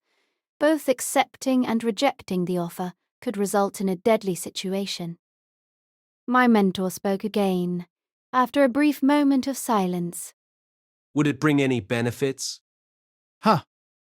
So you've learned to ask for rewards. No, I'm not talking about myself. I want to ask what benefits the aristocratic faction would gain from not redeveloping Spirit Tomb Albion. In an instant, the old man's expression tensed up. Don't overstep your authority, young man. My sincerest apologies, but if we wanted to obtain information from the Trambellios, knowing that would be essential. They are not stupid enough to trust someone who comes to them empty-handed. Huh? What was going on? I was suddenly very confused. I could only sort of understand what my mentor just said. I knew he was asking about what benefits it would bring the aristocratic faction. But this retort managed to make the old man sigh. I see. Let us pretend that exchange never happened. I'm incredibly sorry that I cannot meet your expectations. No, don't be. I finally understand the reason why the El-Melloi faction did not die out. You do remind me of that heartless boy, though. Was the Department of Modern Magecraft in Dr. Heartless's age part of the aristocratic faction? No, that man did not join any faction. He was somewhat neutral, but he did not vie for the favor of the Mellowsties. The Grand Roll will be held in 3 days. Do not forget it. Observant. At that, he raised his index finger. One of the gems there changed to a strange color. It seemed like some kind of spell had been activated. In the blink of an eye, the old man disappeared. Olga Marie, who remained there, waited for a moment before turning to speak to me. Your name is Gray, right? It seemed like she still remembered my name. Yes. Send my regards to Rains. She did a wonderful job. I'm very impressed. I'll make sure to pass your message on. Thank you. It would be nice to be able to have some tea with you again. After she said that, Olga Marie disappeared as well with a wave of her hand. It wasn't just that. The pedestrians on the street had returned too. Along with the cacophony of noise, the place around us returned to being a regular London street. As if he had suddenly lost all his strength, my mentor covered his face with his hands. Neither Ruflius nor Olga Marie was actually here. They just shifted the street very slightly to create a simulated field that other people wouldn't be able to see. That way they didn't need to move their physical forms to appear here. This magecraft should be like child's play to them. Oh, also, did you think of that comeback by yourself? I didn't know if she asked out of her own curiosity, or because she was a spy. Either way, my mentor exhaled deeply as if to let fresh air flow into his lungs, and replied, Worried, no. As you may have guessed, it was Rain's idea. She said it was very possible that they wanted us to spy on the Trombellios if they suddenly asked to meet us, so I needed to touch on the interests of the aristocratic faction. Because if we did have to defect to the democratic faction, this information will be crucial. As long as Lord Eliphas notices this, he will try to balance things out. Ruflius probably just wants to send us to the democratic faction, because not sticking closely to a faction makes us difficult to deal with. Then, he'll probably send us to our deaths along with them. However, he didn't judge that it was worth revealing the cards he has. Oh, I see. I was impressed from the bottom of my heart. It seemed that only a battle where each side could guess the weapons the other side had could be called a drama worthy of the clock tower. To be honest, I felt like I didn't understand half of what was said during that conversation. So that's what Olga Marie was talking about. That was to say, she figured out that Rhaenys had told my mentor to say all that just then. Rains and Olga Marie had met every once in a while after the Rail Zeppelin case, so it wasn't really surprising that she could tell. To be honest, I couldn't catch up with that interaction entirely either. Politics is not my specialty. Yvette, you should probably go home from here. Huh? We aren't done talking yet, are we? And this is the right time to bring your cute lover around the place, isn't it? Go. Hearing my mentor emphasize that, Yvette pouted. Okay, fine. But can you tell me the details later? Yvette walked away reluctantly, still pouting. Sir, why did you have her go? Like we discussed earlier, that possibility exists in the aristocratic lords as well. Even I could understand what possibility he was speaking of. Worried, you mean a possibility that Heartless's accomplice is a Lord Charles? Yes.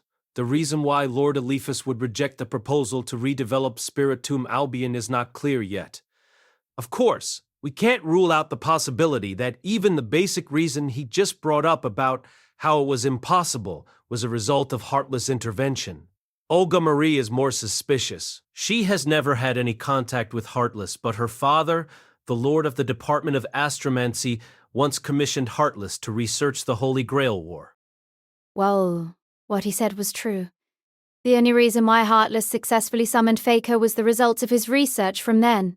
We still didn't know why Marsbury wanted to research the Holy Grail War, so there was no way to deny the possibility of a connection with Heartless. I felt myself become dizzy by the crisscrossing interests and goals. Was this how things normally were at the clock tower? Or was this just what interactions between lords were like? Though I couldn't tell, it was definitely part of what Rains had to deal with every day. It was a world right next to me that I could not see. He said it was in 3 days. On February the 2nd, the Grand Roll will be held. After we met up with the other members of our team, We discussed what had happened today. It was night now, and we were in a new hotel room. Professor, I can't remember it at all. He said it without a hint of hesitation, and with a smile on his face. His demeanor was exactly the same as when he was in class. Every time that happened, my mentor would cover his stomach with one hand while the blood vessels around his temple would twitch. Yes, basically, what was happening now. Worried there are more people than usual involved in this one. Let's draw a diagram for it then. Observant Sving was standing behind me. Maybe because he hated me less now, he wouldn't be as terrifying as he used to be, even when we were standing in the same room. This made me very happy. My mentor seemed to trust him more now, so if I could receive guidance from him once in a while, I would be even happier. However, that was just one of my delusions. A diagram? That would work. Sven, can I ask you to draw it? Of course. Then, he tore a page from the notepad in the hotel room and took out a ballpoint pen. My mentor would ask him to take notes like this in class as well. Something similar had happened in the workshop of Heartless's missing student Gesell Tolman. It was clear that my mentor would often hand the work of organizing and summarizing things to him. Let's begin from the attendees of the grand roll. Sure. Observant Zvivin nodded again, and then wrote a few names down. First came the Democratic faction. Lord Trambillio and Lord Valuoletta. The two people who had dined with my mentor yesterday after sending an invite through Melvin. Then came the aristocratic faction. Lord Eliphas, Lord Animosphere, or, actually, his representative, Olga Marie, and then Lord El-Melloi too. It seemed like my mentor had gone along with tradition and decided to stand in there for now. According to what we know now, excluding the neutral faction and the El-Melloi, these 5 will attend of the 12 families. This is around the average level of attendance in a grand roll. However, it's rare that 4 actual lords will attend. Why do you say that, sir? Cast by Artal Studio. Please subscribe to our channel if you enjoy listening. Basically, they're taking it very seriously.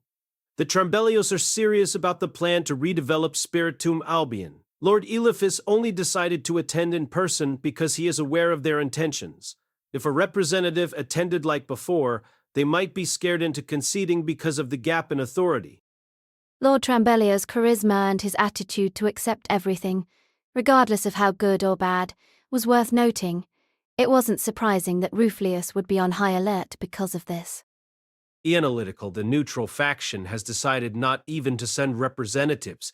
That's probably because they don't want to be caught in the crossfire. The more serious they are, the more impact a rash action will have, which might lead to hatred. If the Democratic faction and the aristocratic faction were just tossing friendly attacks at each other, it would be fine. But if they actually intended on crushing the other side, it would be better to keep their distance. That's the general approach of the neutral faction. Oh, I see. Now I could somewhat understand it. There was meaning behind being absent from the meeting of well. I felt strangely impressed by this. Add Dr. Heartless and his 5 students as well. 3 of them are currently missing. Sveen wrote down a few more names. First came the 2 students we had met at the secret autopsy division, Kalafithred and Ashara Mistress. Then, the ones who were missing. Gesell Tolman, Jorik Caddy. Is this the last person? Yes. Besides knowing that he is an unaffiliated mage, we couldn't find any of his experiences. We couldn't even figure out his last name. Considering how much of his life is shrouded in mystery, as well as who the other people are, it's pretty much certain that he's a survivor as well. Mysterious Gastwig, that was the final name. According to Tuco, he was one of Heartless's missing students. Questioning like this? Come, energetic? Wow! That's brilliant, Lichan-kun! If I was the one doing it, it would have exploded already! Go learn how to write an essay other people can actually read first. Explain the reasoning behind things properly. Even though it's evidently all nonsense, Mr. Shardan keeps getting me to translate it just in case there's some hidden meaning behind it all, so could you please consider my feelings? Then you can be my co-writer. Absolutely not. You'll be able to memorize 100 Great War of Heroes cards in a single glance, and you want me to help you? My mentor ignored their argument and stared intently at the notes, tapping the table with his index finger. The problem lies in why they went missing. Yes. Do you not have a hypothesis, brother dear? This is your area of expertise, isn't it? There aren't enough clues, but since Spirit Tomb Albion comes up so often, it should have something to do with this. That name had been brought up so many times, both regarding the Grand Roll and where Heartless's students came from. However, I couldn't imagine what relationship they would have at all. Rhines looked to my mentor and closed one of her eyes. Isn't there another mystery here? Is Heartless gathering his former students? Stern dash reigns. My mentor interrupted her. He had a serious look in his eyes, as if he was saying that this was the only thing he could not condone. He shook his head and continued. Either way, we need to find more information about Heartless's missing students. Rains, can you go to Slur Street again to look into his students again? I wish you'd be a bit kinder to your younger sister. So what are you going to... Determined it would be troublesome if the students found me, but I plan on going with you. At that, Flat immediately turned around. Excited. That's a pretty big deal, Professor. We'll need to think of some magecraft to hide you. Annoyed, you should first think of something to sew your mouth up so you won't be so conspicuous. Friend? Energetic? Oh!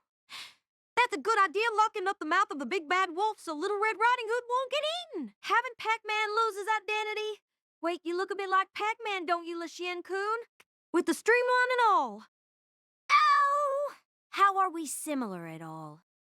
However, it didn't turn out as we planned. My mentor was called away because of an incident that happened on the morning of the second day.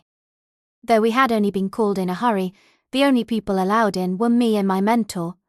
Rains and the others went to investigate as planned, while we came to the secret autopsy division and took the elevator down like we had yesterday. Yes, we were at the secret autopsy division. However, a familiar figure awaited us as we walked into floor B45, which was where the incident had occurred. Good morning, Miss Adashino. Observant, I blinked as my mentor called her name. Even in a place like floor B45, she was the same as usual. Of course, she was wearing the same luxurious outfit that I was told was a type of traditional Japanese clothing. Her long hair, which seemed to be strands of the darkness of the night, silently enveloped her, separating her from the rest of the world. Neutral Hishiri Adashino gracefully adjusted her glasses as she smiled. Someone has been killed, so I am here to represent the Department of Law. Thinking back to the last times we had met her, she had always had a similar stance.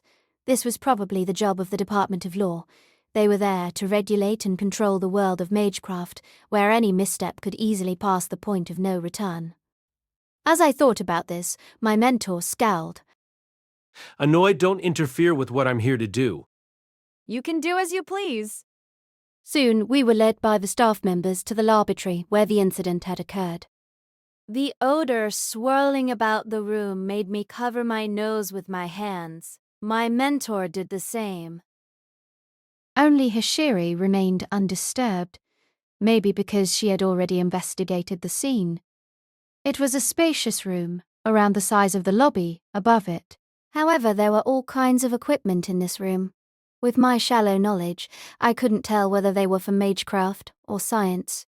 The tangled masses of wires and shattered teapots reminded me of a hospital. However, that feeling only stayed for the first second I was looking at the room.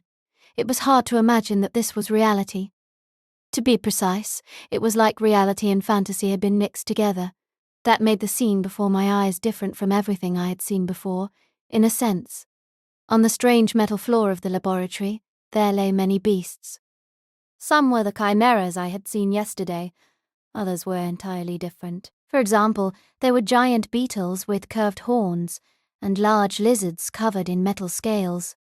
Blood in all sorts of colours was splattered around the place. Some was blue and green, while more was, shockingly, white. Later, my mentor had told me that scientists have been developing white artificial blood. If they heard that creatures of mystery had that kind of blood circulating around their bodies, I didn't know what they would say. My mentor bent down to inspect the floor. There were claw marks and acid stains everywhere. It seemed like there had been a fight here. Lying dead on the floor, there were at least 7 creatures of the kind that Yvette and I had barely managed to hold our own against. But the reason we had been called here lay deeper inside the laboratory. There was a splatter of red blood there. A shocking amount of the walls and the floor had also been dyed red. Horrified, Kalouf had died there. Perhaps it would be more fitting to say that it was the object that used to be Kalouf. That was because the corpse was too heavily mutilated. It didn't stop at his limbs being severed from his body. It was as if a child, with a pair of scissors, had stabbed madly at a doll for an hour. Though I could only just discern where the head used to be, even piecing the body parts together would be difficult. If a forensics expert tried, maybe it would be possible, but I didn't think that regular police would be able to enter here. Bones, intestines, fat, and muscle. All of it looked like it had been blended together. Why? Did he have to be killed so cruelly? I don't know. My mentor shook his head. I had seen all sorts of corpses in the cases before. However, it was the first time I had seen such a horrible corpse. Even so, my mentor's expression remained calm, and he only bit his lip. Do you think it was my brother who did it? It couldn't have been anyone else. No mage would be able to defeat so many monsters of Spirit Tomb Albion. However, that servant, Faker, could. Yes, she could, even if she didn't use her noble phantasm. There was a cold tension in Hishiri's voice. She had seen Faker fight on the rail Zeppelin. That was why she knew that Faker was a powerful mage, even without using her terrifying noble phantasm, which was supposedly a chariot that originally belonged to Iskandar. Analytical, even if the intended purpose of the spell is the same, the spells of the Age of the Gods are completely different. I've heard that creatures from Spirit Tomb Albion tend to be able to deflect magical energy, but it seems like Faker wouldn't be affected if the ability isn't strong enough. The magecraft of the Age of the Gods is very close to mystery after all. Yes, that's why they don't need to keep trying to reach the root. To us, that might be an unattainable truth, but to them, it's just something commonplace. Philosophical. Maybe our aspirations are the true mystery in her eyes. Hishiri's genuine words revealed the passion she had as a mage who sought the root, even though she was part of the Department of Law. Or, perhaps they revealed the passion that had once been there. I remembered Kalouf talking with my mentor about this when he had still been alive. This was probably the difference between Faker and modern mages. That doesn't matter now. So, is Dr. Heartless killing his own students? My mentor did not respond immediately. From the momentary tense in his shoulders, I could tell that he shared Hishiri's suspicions. Was this what Miss Ryans wanted to say last night? Yes, it's a taboo among mages to kill your own students. I think that this was even more so for him. He treasured every single one of them. Saying that he simply enjoyed teaching would be an understatement. Of course, such cases have happened. It isn't exactly rare for students to kill their teachers either. However, killing students is even more reprehensible than killing teachers, because it goes against a mage's instinct. My mentor had talked about this before. Mages were beings who would protect their students, no matter what it took. That was because mages placed their hopes on the next generation. They needed to pass on their hopes of reaching the root to their descendants and students, because they wouldn't be able to achieve them in this generation. My mentor probably followed this instinct more than anyone else. Even though he lacked talent, he wanted to be a mage more than any other mage. That must be because he saw his aspirations in all of his students. My mentor had placed his hopes in everyone's futures, from Flat and Sven to Vet and even Luvia. And why was Kalouf the only one to have been killed in this way? The other students had only gone missing. Even if they had been killed, I could sense that the person we were up against wanted to keep it discreet. If that was the case, why would Caleb be killed in such an exaggerated way? My mentor and Hashiri didn't seem to know the answer to that question, either.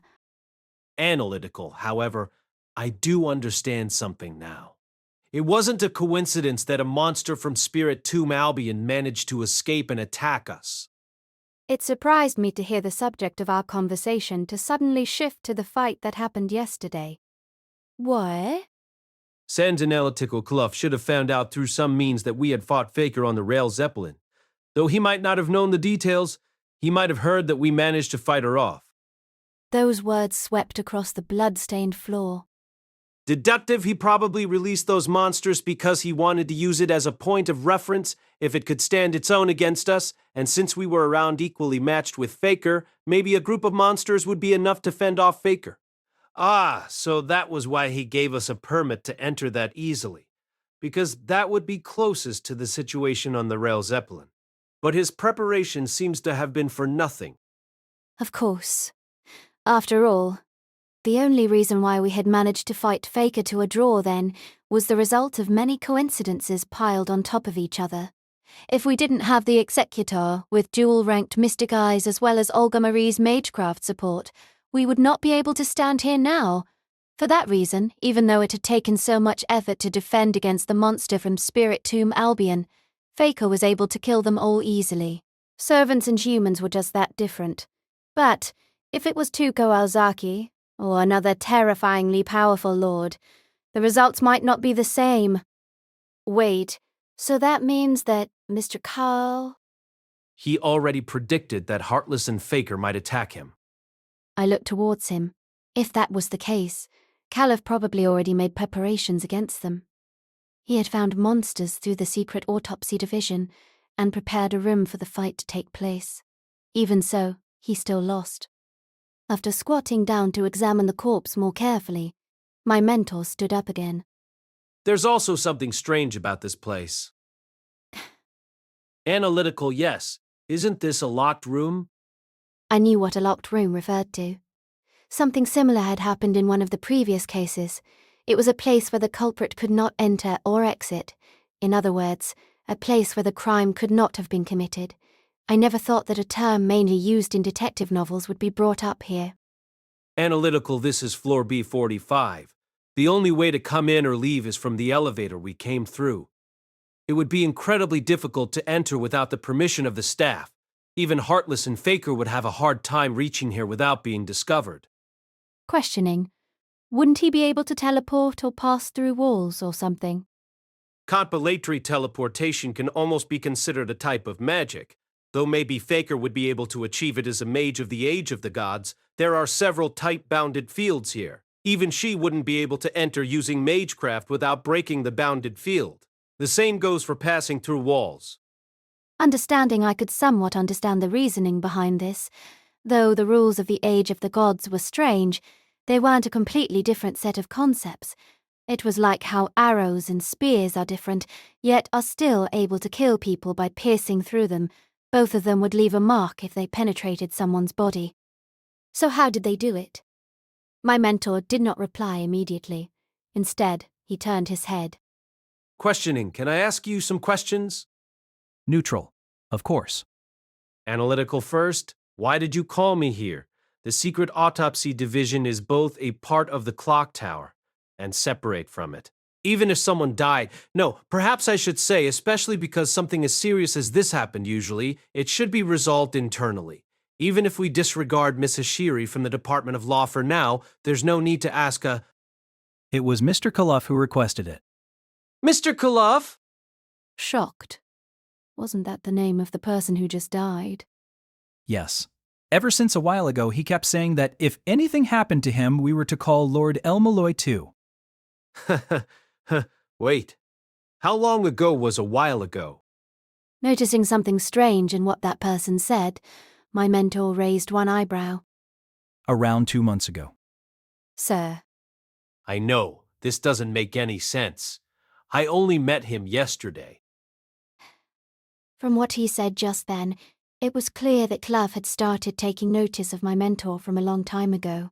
Of course, as a new Lord, my mentor's position was worth noting, But there wouldn't usually be any need to tell people to call him if anything came up. If my mentor was someone like the famous detective at Baker Street, that would have made sense. But that was not the case. At the end of the day, my mentor's job was being one of the lords and a lecturer of the clock tower. My mentor was silent for a brief moment as he glanced around the room. Questioning. What about Miss Ashara? Neutral, we have not been able to contact her. Worried, I felt like my blood had started speeding up as it circulated around my body. Is it possible that she has gone missing? Neutral, it is a possibility. We are still trying to confirm that. Anxious, my anxiety increased even more, and I felt like there was a heavy weight on my shoulders. I felt like our opponents had managed to make more moves in a game of chess without us noticing. Now we didn't even have an idea of how much worse the situation had become. Observant, my mentor carefully examined the scene once more. This time his gaze rested on Karlov's gruesome corpse for quite a long time before he turned to ask Hishiri a question. Questioning. Has there been an attempt to evoke his spirit? Of course. Unfortunately, though, the information has been sealed away. He was an important figure in the secret autopsy division after all. If no precautions are taken, important information could easily be leaked. It seemed to be one of the security measures that mages took. Magecraft was something that needed to be kept from others. Mages fought tooth and nail to keep it secret, even from their fellow mages. For that reason, I heard that powerful mages would prepare magecraft precautions when they were still alive to prevent people from stealing information from their corpses. Though I said that, it only decreased the clues available to us now. Muttering. Have the other students taken measures against spiritual invocation? Why do you ask that? The other survivors of the labyrinth without powerful positions would have no need to set up precautions like this. Most of the people who take on the challenge of Spiritum Albion are spellcasters and not mages. Their purpose is to successfully utilize magecraft, not to use it to reach the root. I recalled that spellcasters referred to people who only saw magecraft as a tool. Mages sacrificed everything for the root, and passed on, forced their hopes to their next generation. Though mages and spellcasters both used magecraft, the two were very different. My mentor had said something similar before. To some mages, the term spellcaster was the greatest insult. However, according to what he just said, so, if someone found their corpses, something might be revealed. Was that why the corpses of the other students had been disposed of? No, we weren't even sure that they had died yet. However, I couldn't stop myself from thinking about it as if that was the truth. My mentor touched the mangled corpse without caring if his clothes would get stained. Since I was a gravekeeper, I could naturally tolerate a sight like this. However, for whatever reason, my mentor was also able to tolerate such a corpse. Of course, since he was a mage, he shouldn't have been easily disturbed, but I felt like my mentor's situation was different. It was more like he had once witnessed something even more disturbing than this, which meant that he was able to face this situation calmly. Suddenly, my mentor suddenly froze. Concerned? Is something the matter, Lord El-Melloi? Too. It's nothing. He shook his head and wiped his fingers with a handkerchief. Was he one of my brother's students? Yes. I have a question. I never got to ask you, too. What kind of person was your brother, Heartless, to you? Hearing my mentor's question, Hishiri's beautiful brow furrowed slightly. Distant, I actually haven't met him many times. Though we are siblings by name, there are many children like us in the Norwich family. My mentor had brought this up before, too. Norwich, the head of the noble family that had established the Department of Modern Magecraft, had strange tendencies. He was the daddy-long-legs of the clock tower. Supposedly, he would do all he could to support the young people he saw potential in, and would adopt the ones he especially favoured. Hishiri and Heartless seemed to have been chosen in this way. That was how they ended up being siblings in name alone. Reminiscent, however, though he was the head of a department, I got the impression that he used to chat with his students often. This was consistent with what Ashara and the former student who was now laying dismembered on the floor, Karlov, had said. Heartless used to be a teacher who cared very deeply for his students. It was so different to Heartless now, who killed his students in such a cruel way. What kind of puzzle piece would fit in this gap? Miss Adeshino, I have a very absurd and somewhat rude question. Dr. Heartless wasn't a spellcaster, right? Of course not. The clock tower has no reason to choose a spellcaster as the head of a department. The clock tower was a place for learning. Even though they had let someone like Heartless become the head of a department, they would probably not accept a spellcaster. Muttering. I see. If it was someone from an older family, it might be because of the Graham role, but Heartless doesn't fit that situation either. Have you discovered anything new? No, I was just confirming something. I'll report to you again when I manage to come up with some kind of hypothesis. Goodbye for now. Dash, let's go, Gray. My mentor suddenly turned and quickly walked away. I hastily bid goodbye to Hishiri and the staff member before following him. Several maids and servants were hurrying about the mansion. Even for them, the guests today were special. Lord Valolata's servants all came from mage families that had a long history of serving her family. But they still were a little nervous when another lord came to visit. The owner of the house sat next to a round window that encircled a patch of blue sky, enjoying some wine. It went pretty well, don't you think, son? Playful, please don't call me that, Miss Inorai. Though he accompanied it with an exaggerated wink, Inorai continued with a look of mild annoyance. Blunt, I'm fine with redeveloping Spirit Tomb Albion. I also know most of the cards that you have. You've probably hidden some things from me, but I'm in no place to accuse you of that. So, as Lord Valoletta, I'll give you my vote. Thank you, Lord Valoletta. I appreciate your generosity. Then, he turned to the other person in the room. I'm also curious what you think, Melvin-kun. Depending on the situation, your friend may have to suffer a penalty. As the head of the family, I need to take the feelings of members of the Branch family into consideration too, don't I? Waver is a great friend of mine, of course. He sat at a table not far away, enjoying a glass of red wine.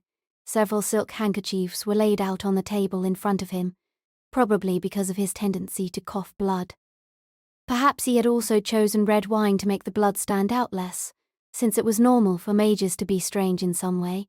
The two lords present did not comment on this.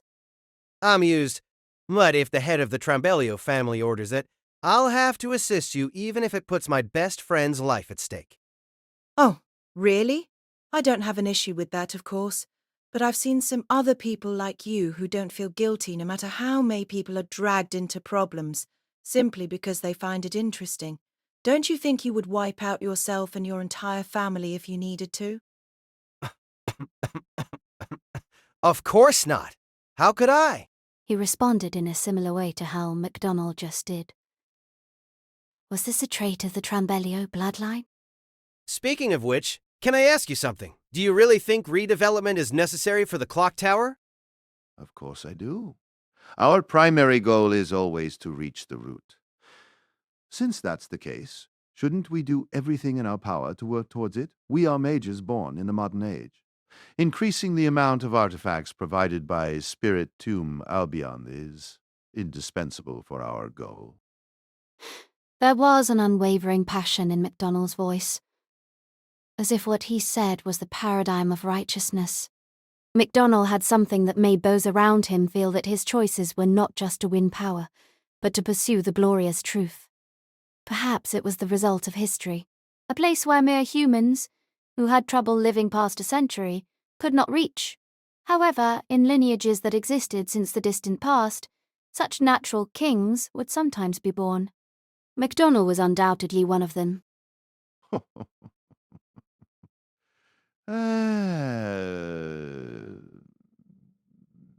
Triumph.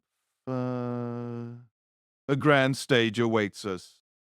Mysterious, the castle was situated in a place that overlooked the Thames River.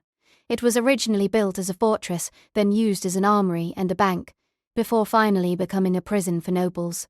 For that reason, many kings and members of the royalty had been executed here, and many legends were spawned as a result of the regrets and laments of the people.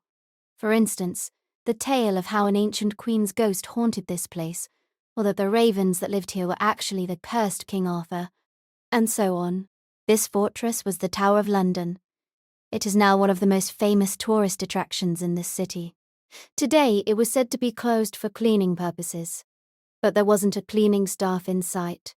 There was only an old man taking a stroll around the grounds.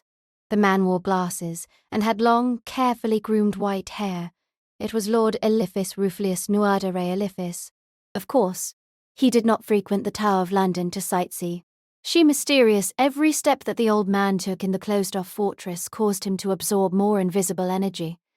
In other words, the magical energy of the dead. However, it wasn't just the magical energy given off by the dead.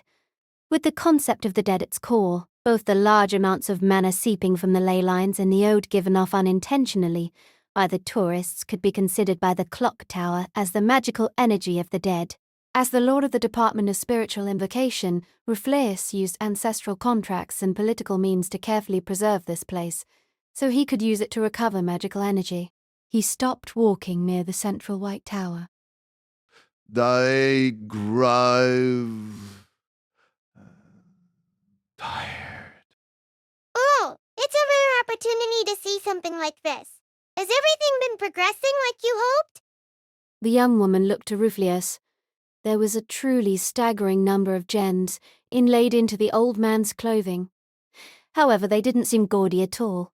Instead, they gave off an ominous air, as if they were not jewellery, but burial goods.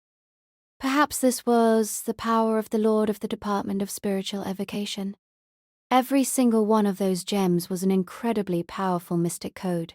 Someone well-versed in this area would be able to tell that with a single glance. Even the colossal amount of magical energy he had absorbed from the dead could not match even one of them. This array of ornaments made the old man into a fortified fortress. Well? The old man's eyes narrowed, neither confirming or denying what Olga Marie just said. Piles of deep wrinkles nearly concealed his eyes. Scheming? This has nothing to do with territory. Boy, it depends on how many. Analytical, the old man was saying that this meeting was like a battle. The results would already be decided before it even began. We must maintain the order. No matter what. We must guard the world of magecraft. It's really uplifting about this would feel hollow. This was something that had already been carved into his soul. In order to achieve the task handed to the Eliphas family, the peace of the world of magecraft must be maintained. He had always lived life by those words in all the years of his drawn-out life. The old man smiled, revealing a mouthful of yellow teeth. I wonder, how much does this Lord El-Melloi understand? As we were around 10 minutes away from the secret autopsy division, my mentor took out what he was hiding in his jacket pocket. This was hidden in Kalof's corpse. A rock? No, a piece of metal. It was a very thin sliver of metal. There were traces of words etched onto it. I had to practically press my face into it so I could manage to read the numbers and letters on there. Analytical Kalof tried to create a metal cage during yesterday's battle. He probably used something similar to create a piece of metal inside his body with information on it. After all, the easiest place to use magecraft is within your own body. So, was this how mages left their dying wishes? Though I didn't understand how it worked, I knew that simple magecraft only required one count, or a single action. The latter didn't even require incantations, and could be achieved through manipulating magical energy alone. Kaklaf had probably used a spell like that. Resign, this was probably left for me. I'm probably the only mage out there who has to resort to fiddling with corpses. But isn't this... Yes, it's an address. British addresses were made from approximately 7 characters. Every building had a different one. The characters written on the piece of metal in my mentor's hand was probably that. Aren't we telling Miss Hishiri about it? Cautious, we still can't completely trust the Department of Law. Understanding, considering all that had happened in the past, I completely understood my mentor's reason for this, even though I was reluctant to admit it. Since it was very possible that someone related to the Grand Role was also Heartless' accomplice, revealing any information was an extremely dangerous thing to do. Worried even though it was left for me, we have no way of knowing what he was thinking when he did so. In the worst-case scenario, Faker might be there as well. We can't rule out this possibility, so would it be best if Flat and Sveen don't come along? I was slightly surprised to hear him say that. I thought you already made up your mind about letting your students help you if they want to. Firm, of course not. I have put their lives in danger before, but that was an unexpected outcome. If I have the choice, I'd still like to avoid it as much as possible. But you won't leave me behind, right? Hesitant, my mentor hesitated for a moment, frowning slightly before he sighed. If it wasn't for you, I would have died a long time ago. He had said something similar before.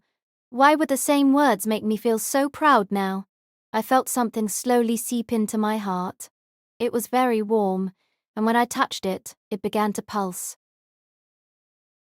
It feels good to be relied on, doesn't it? Yes, it does feel good. Neutral hearing my response, Ad was silent for a moment before it laughed even louder. Yes, indeed! That's right! Hi, you've grown up too, Crybaby Gray! I raised my phone to my ear as I stood in the musty stack room. Yup, it's not getting through. I put down my phone and pressed the button to hang up.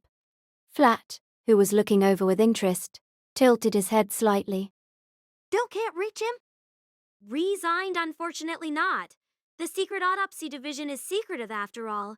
It was surprising enough that they let that in. Electromagnetic waves can be controlled by the security system there, but there shouldn't be a signal underground anyway.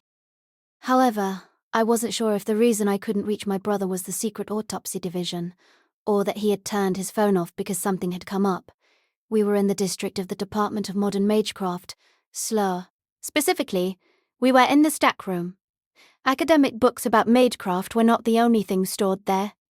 There were also all sorts of scattered records related to the Department of Modern Magecraft, such as the backgrounds of students and teachers, receipts from purchasing artifacts, records of ley line activities, and so on. Scheming, of course, this was usually a restricted area, but as the next head of the El-Melloi faction, I owned the Master Magecraft key. Even so, we still had to sneak around the place to avoid the groups of overly excited students in the El-Melloi classroom who were still looking for my brother. If they did happen to find us, we would have to somehow find our way out in a bombardment of questions about his whereabouts. We ended up having to dig through the entire mountain of documents, but our team of 3 people and 1 mystic code did manage to reach a conclusion after a bunch of tedious research. I'm confused. But haven't we already looked through everything that mentions Heartless? Lucien Kuhn and I have looked from top to bottom, and we've tossed them around like cooking fighters. I don't know why you're tossing documents around while talking about food, but putting aside what you said about games for now, you two are researching Heartless himself, right? However, we haven't found enough about his students. If we hadn't met that Tuko Aozaki, we wouldn't even have known that they were survivors of the labyrinth. After all, many of the records had been deleted. It had already taken us enough effort to find their names. The information we obtained after that gives us more options to investigate. It should be incredibly difficult to erase someone's footprints completely, in a time like the modern age where everything is recorded somewhere. The same goes for the world of magecraft. Since we know how many students there were and what ended up happening to them, everything else naturally follows. Of the 5 people in the team, 1 person whose situation is unknown, 2 people who are unaffiliated, and 2 people who joined the secret autopsy division, right? Yes! Around 10 years ago, the team of survivors became Heartless students. There are all sorts of mismatches in the books during this period. I originally thought it was extra money given by Mr. Norwich, but that old man would have been more generous with his gifts. Then does that money come from smuggling from Spirit Tomb Albion? But it was what had been brought up during our conversation with Lord Trambellio. If that originated from the Department of Modern Magecraft yes, that would put us in a ridiculously bad spot. I really wanted to turn around now and pretend that I hadn't seen anything. That was like knowing that the person who was the boss of a company before you had been embezzling funds. No matter how you looked at it, this was terrible news. However, the reality was that since this was one of our weaknesses, we needed to get to the bottom of it. Otherwise, it might become even more deadly. Determined, well then, let's try and find out the precise details of those transactions. Flat, your intuition works well as long as you don't try to organize something useful out of it. Right? Svin, you're sensitive about numbers, so I hope you two can combine to bring something useful. I see, Tilda. I get it now. Lashan Kun, let's revive the Easter egg of Blitz Fusion. Just as Flat struck a pose I didn't understand, Svin suddenly looked to the skylight. What is it, Lashan-kun? No, it isn't. There's a strange smell outside. Or is there? Frustrated, he frowned, frustrated, like a hunting dog that just lost sight of its prey. That was close. The woman leaning near the lamppost muttered to herself. It was an East Asian woman dressed in professional clothing. Not long after that, some kind of mayfly-shaped object landed on her hand. It was a mechanical mayfly. Its body was clear and transparent, as if it had been carved from crystal. A faint, ethereal light emanated from its folded wings. Though it was only the size of a child's hand, the wires, springs, and gears were perfectly balanced inside it. Mysterious, all of this was fixed in place with a combination of chips of crystal, friction, and tiny amounts of magical energy. Even a high-ranking mage would be stunned with envy if they were told of how this mystic code worked. However, none of the other pedestrians reacted to the presence of the crystal mayfly. They couldn't see it at all. This was the result of magecraft that obstructed the senses. Amisa should have eliminated his Hanan smell completely. So that means his sense of smell isn't limited to actual smells. The students there are so bothersome to deal with. I almost want to complain to them about how they ruin my happiness. The corner of Tuko Ozaki's lips curled upwards in a smile after they had parted ways in that workshop. Her familiar had followed them. Since she knew how sensitive the one who used bestial magecraft was, she had the familiar keep its distance. However, it still caused a disruption when it entered the bounded field at Slur Street. 단디텔면 유실해. I would probably 래. However, this place is the starting point, just like I suspect. The grand roll will begin soon. Sorry, Lord El-Melloi, but I'll have to come to investigate. Mysterious, the woman stepped forward. There was a strange light in her eyes, and it was impossible to determine what intent lay behind them. The crystal mayfly extended its wings, and they glinted as it glided silently through the beams of winter sunlight. My mentor and I boarded a taxi and headed to the address on the piece of metal. It was even further north than the Regent's Park in North London. We got off around Belsize Park and walked the rest of the way. The atmosphere in the area felt more like a quiet suburb than part of a giant city. The rows of staggered red-bricked buildings reminded me of a neat line of Matryoshka dolls. The cold winter sunlight seemed to still and solidify here. This place had probably looked the same for the past decade. There were dainty yellow flowers sprouting from the vines of winter jasmine that peeked out from the garden walls. The residents would probably see this sight every year. My mentor was silent. He walked along the road at a brisk pace, past the brick buildings, blooming vines, and rays of winter sunlight. I noticed that the number of pedestrians were decreasing gradually as we passed through the street that seemed to never change. It was different from when Lord Eliphas had appeared yesterday. The people had not suddenly vanished unnaturally. It was more like they had just gradually tapered away. Muttering, it's a bounded field. But it doesn't use magical energy. It's a type of modern magecraft that affects people psychologically. Heartless is the former head of the Department of Modern Magecraft, after all. Though it's essentially the same as what I did at Druid Street, the technique here has been thought out very well. Before he responded, my mentor first took out a cigar from his case and lit it. The instant the smell entered my nose, I felt like some part of my brain relaxed. I had only just realized how tired I had become. And analytical. Like I discussed before in class, it's a matter of feelings. It affects mages as well. Even mages that are considerably highly ranked will have trouble detecting it. On the other hand, ordinary people can also detect it, but most people don't have enough knowledge about bounded fields to recognize them. In other words, it was something that only someone like my mentor would be able to detect. However, a strange, sinister feeling crawled up my back. Was this really Heartless's mistake? I thought. Would he make a blunder like this if he knew that my mentor was working against him?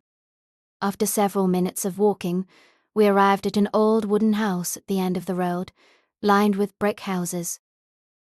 Questioning, is this the place with the address Khalif left us? Opening the door revealed the interior of an average-looking house. There was a dirty sofa, tables, cabinets there, and an assortment of cheap magazines had been scattered all over the floor, almost as if it was on purpose. The stairway to the basement had been left out in the open. My mentor and I exchanged a nod before we walked down. The darkness had been steeped in the rich aroma of wine. It looks like this place was converted from a wine cellar. I felt like if Sviven was here he would have collapsed. Drunk, we carefully advanced in the grape-scented air, which threatened to make my mind hazy again. The stone stairs were very slippery and were broken in several places, and I felt that a slight misstep could cause me to tumble down. There were also more stairs than I had expected. I think I'm beginning to understand. Earlier, I said that the grave of King Arthur from before was your labyrinth, Grey. He had said something like this before. When he was discussing the history of mazes, he had explained how mazes and labyrinths were actually different. If that's the case, this place is my labyrinth. Heartless could definitely be described as another me. An alternate version of my mentor. My mentor had said that labyrinths only had one path that allowed people to dive into themselves. At the deepest point, there would be a monster, another version of the person who entered the maze. My mentor isn't someone who would ever harm his students. Calm, gloomy, that's why I'm thinking about this. I've considered if it would be better to do that before. Those words sent a jolt of surprise through my heart. My mentor had said something that was completely different from what he was usually like. However, I could feel that his words were genuine. Self-deprecating if I just wanted to clamber upward. There's no need for me to teach at all. Rather than helping other people hone their talents to reach greater heights, I should devote my effort to trying to overtake them, in spite of their talent. Since I've been on the wrong path since the very beginning, I should have the obligation to get back on the right track, even if it means abandoning everything I have. I should be cultivating the magecraft of the Velvet family. To that end, I need to take back my magic crest. Waver Velvet, if you really want to become a mage you can be proud of, throw away that stupid teacher's facade and regain the nature of a cruel, callous mage. I don't know how many times I've heard a voice in my head say that. You're all cowards. Just because you're a genius, you easily soar to great heights in a sky that I can only imagine myself flying freely in. I recalled that my mentor had said that back at Adra, the castle of separation, seeing Luvia Galita Edelfelt double the effects of her magecraft just by listening to a few suggestions, had made him jealous and revealed some of his true thoughts. It was both laughable and pitiable, and had given me an instant of insight into my mentor's heart. There was also something else. I'm also in possession of the magic crest of the Velvet family. It's the only magic crest in the world that's compatible with Waver Velvet. You could call it the best possible collateral there could ever be to prevent mages from betraying you.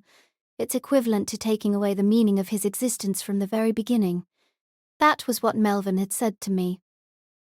As a collateral, he held my mentor, Waver Velvet's magic crest. Magic crests were a bit like notes to be passed to the next generation. So now, my mentor had had his notes taken away. Not being able to record his magecraft into the notes and wasting all these years must have brought so much suffering to my mentor, who was too genuine for a mage. I don't think you're worthless. Grateful, thank you. The stares had ended. We opened the door even more carefully than last time. When the door had opened a certain amount, I immediately dashed in, prepared to deploy at any moment as I scanned the room. There was no one there. There were, however, several buckets of wine, as well as a few bottles that didn't look like they had been uncorked for more than a week. Behind them, there were some beakers and test tubes alongside some strange instruments. For planets, there was a metal balance that had been twisted geometrically, a silver model of the system, bells in the shape of the solar system, specimens of evidently extinct creatures, fuzzy dry objects, and so on. My instincts told me that these were tools for magecraft experiments. Muttering, is this Heartless workshop? Observant, the fire at the tip of the cigar suddenly flared up, illuminating the dazzlingly complex display of string and paper on the back wall of the room. An evidence board. Reminiscent, I had seen something similar half a year ago, in the hut that Heartless had lived in. By reading the spell that had been written on it, my mentor had managed to solve the case involving the 7 superweapons of the Atlas Institute. There was a map made of vellum hung up beside the evidence board. It seemed to depict a sideways London, with a dragon that was large enough to devour entire planets digging deeper downward into the earth. I could vaguely understand that this map symbolized Spirit Tomb Albion. Muttering, he left us this on purpose, didn't he? He should have had plenty of time to take it down. That is to say, he left it here for us to find. He's taunting me to come decipher it if I want to try. Was that the case? I thought. My mentor said that it was a taunt. However, I had a different feeling. To me, it was more like he was telling us that if he Since he left such careful notes, it shouldn't take me that long. His movements looked as if he was going to dissolve into someone's mind. Was this just an illusion my brain had conjured? There shouldn't be much to the wide unit this time, right? She said, holding a bottle of wine in one hand. It was a half-filled Magnum wine bottle. She had already drank 3 whole bottles of this, but besides the slight flush on her cheeks, she remained unaffected, like she could down 1,000 more. Though she was a servant, this woman had probably been capable of this when she was alive as well. The look in her slightly tipsy eyes seemed to give that impression. She pointed one of her supple fingers at her master. I amused. It doesn't take any reasoning for that gloomy lord to figure out that you're the culprit. Doesn't the information given to you about the modern world contain flashbacks? It's a technique used often in Columbo. Dismissive, I don't care. I've never liked stories like the Iliad. Alcohol is all I need. You are kind of like that, though. Like those modern machine things. Machine? Analytical, yes. They have no content and no dreams. After their final goal's been inputted, they'll continue along the optimal path forever. That's who you are. It's hard to say you remind me of a human being. Neutral, though she was being slightly rude, Heartless's expression did not change in the slightest. Questioning, do you find me to be a disappointing master? Shh. Smiling, not at all. To be honest, you actually make me feel quite at home. She took another sip of wine, which made her lips more striking. In the distant past, warriors seated around the dining table had probably seen this smile. Nostalgic. I suppose you could call my king a capricious person. That's why I was made to be someone like that. Yes, I suppose you could call me such a person. The nostalgia, seeping from her wry smile, deepened. She was a human that had been created by the queen, Olympias, to protect Iskander, who was fated to be a conqueror. One was a general, the other was a mage. However, she was different from her brother. As a mage, she was far from being a heroic spirit. Even the name Hephaestion was an illusion that had been borrowed from her brother. For that reason, this world had always been too bright for her. The conqueror King Iskander went without saying, of course, but the many heroes that surrounded him were so dazzling and beautiful that she could not bring herself to look directly at them. Wistful, they shone too brightly for me to be with them. So that's why someone a bit plainer like you fits me just fine. I died such a long time ago, but it's the first time I felt that I could truly be myself around someone. Even the wine tastes better now. Then, agreeing it is. But if this is what it's like, I wouldn't regret it if I disappeared right here. Regretful, that was almost like she was admitting to regretting something. She had once pledged allegiance to her king, but because he had foolishly said before his death, to have the strongest inherit the throne, the wars of the Diadochi had broken out. The dreams and aspirations of the past broke one by one from there. Generals that she had once trusted killed friends that had entrusted their lives to them, and even the queen who had created her, Olympias, was dragged into the conflict. Betrayal followed betrayal, until all that remained was a tragic ending carved into history. That was the end of a dream. The fragments of memories too wretched to recall. Beside her, her master's red hair fluttered in the strong wind. It was the same colour as that of the person she had previously served. Of course, it was ridiculous to compare her temporary master to the king she had pledged her soul to in any way, but she had created such an association for whatever reason. Why? The two people weren't similar at all. What? Neutral, Faker inadvertently looked away when she saw him look over. Nothing. I just think you've summoned a strange servant, too.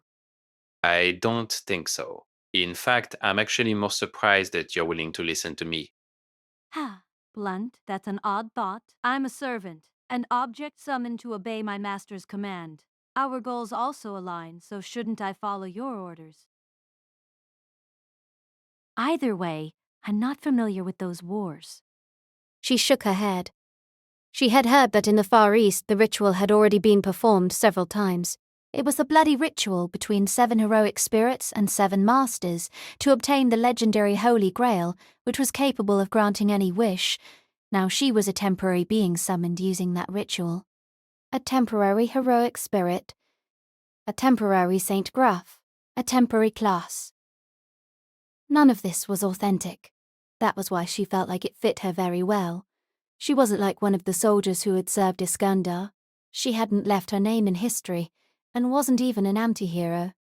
Instead, she was just a nameless decaying corpse. Observant, more servants have been summoned in the Holy Grail War in Fuyuki. How explanatory I'm connected to the ley lines there. Otherwise, I wouldn't be able to know. The 5th Holy Grail War will begin soon after 2 or so more servants are summoned. I don't know when it'll be over after that. Is urgent, then we'll have to hurry up? It won't take much longer for resume d'étage. At that, Heartless suddenly changed the topic of the conversation. Do you hate Lord El-Melloi, do? Yes, I do. I hope he gets smacked on the head by falling books and dies. Not managing to kill him on that train is the most humiliating thing I've done since I was summoned. But what happened on the Royal Zeppelin was meaningful. Thanks to the incident there, I understand him now. I know how he sees the world, how he values magecraft, and how he treats others. I've learned what he holds dear, how he lives, and what his dreams are. At the same time, he probably understands me too. He may see through 1 or 2 of my white do-nots, but if he continues reading, he will have marred himself. I'd love to see him in pain. All right, we're here. How I missed this place. I did sneak in not long ago, but this is the first time I've looked at it from this angle. Yes.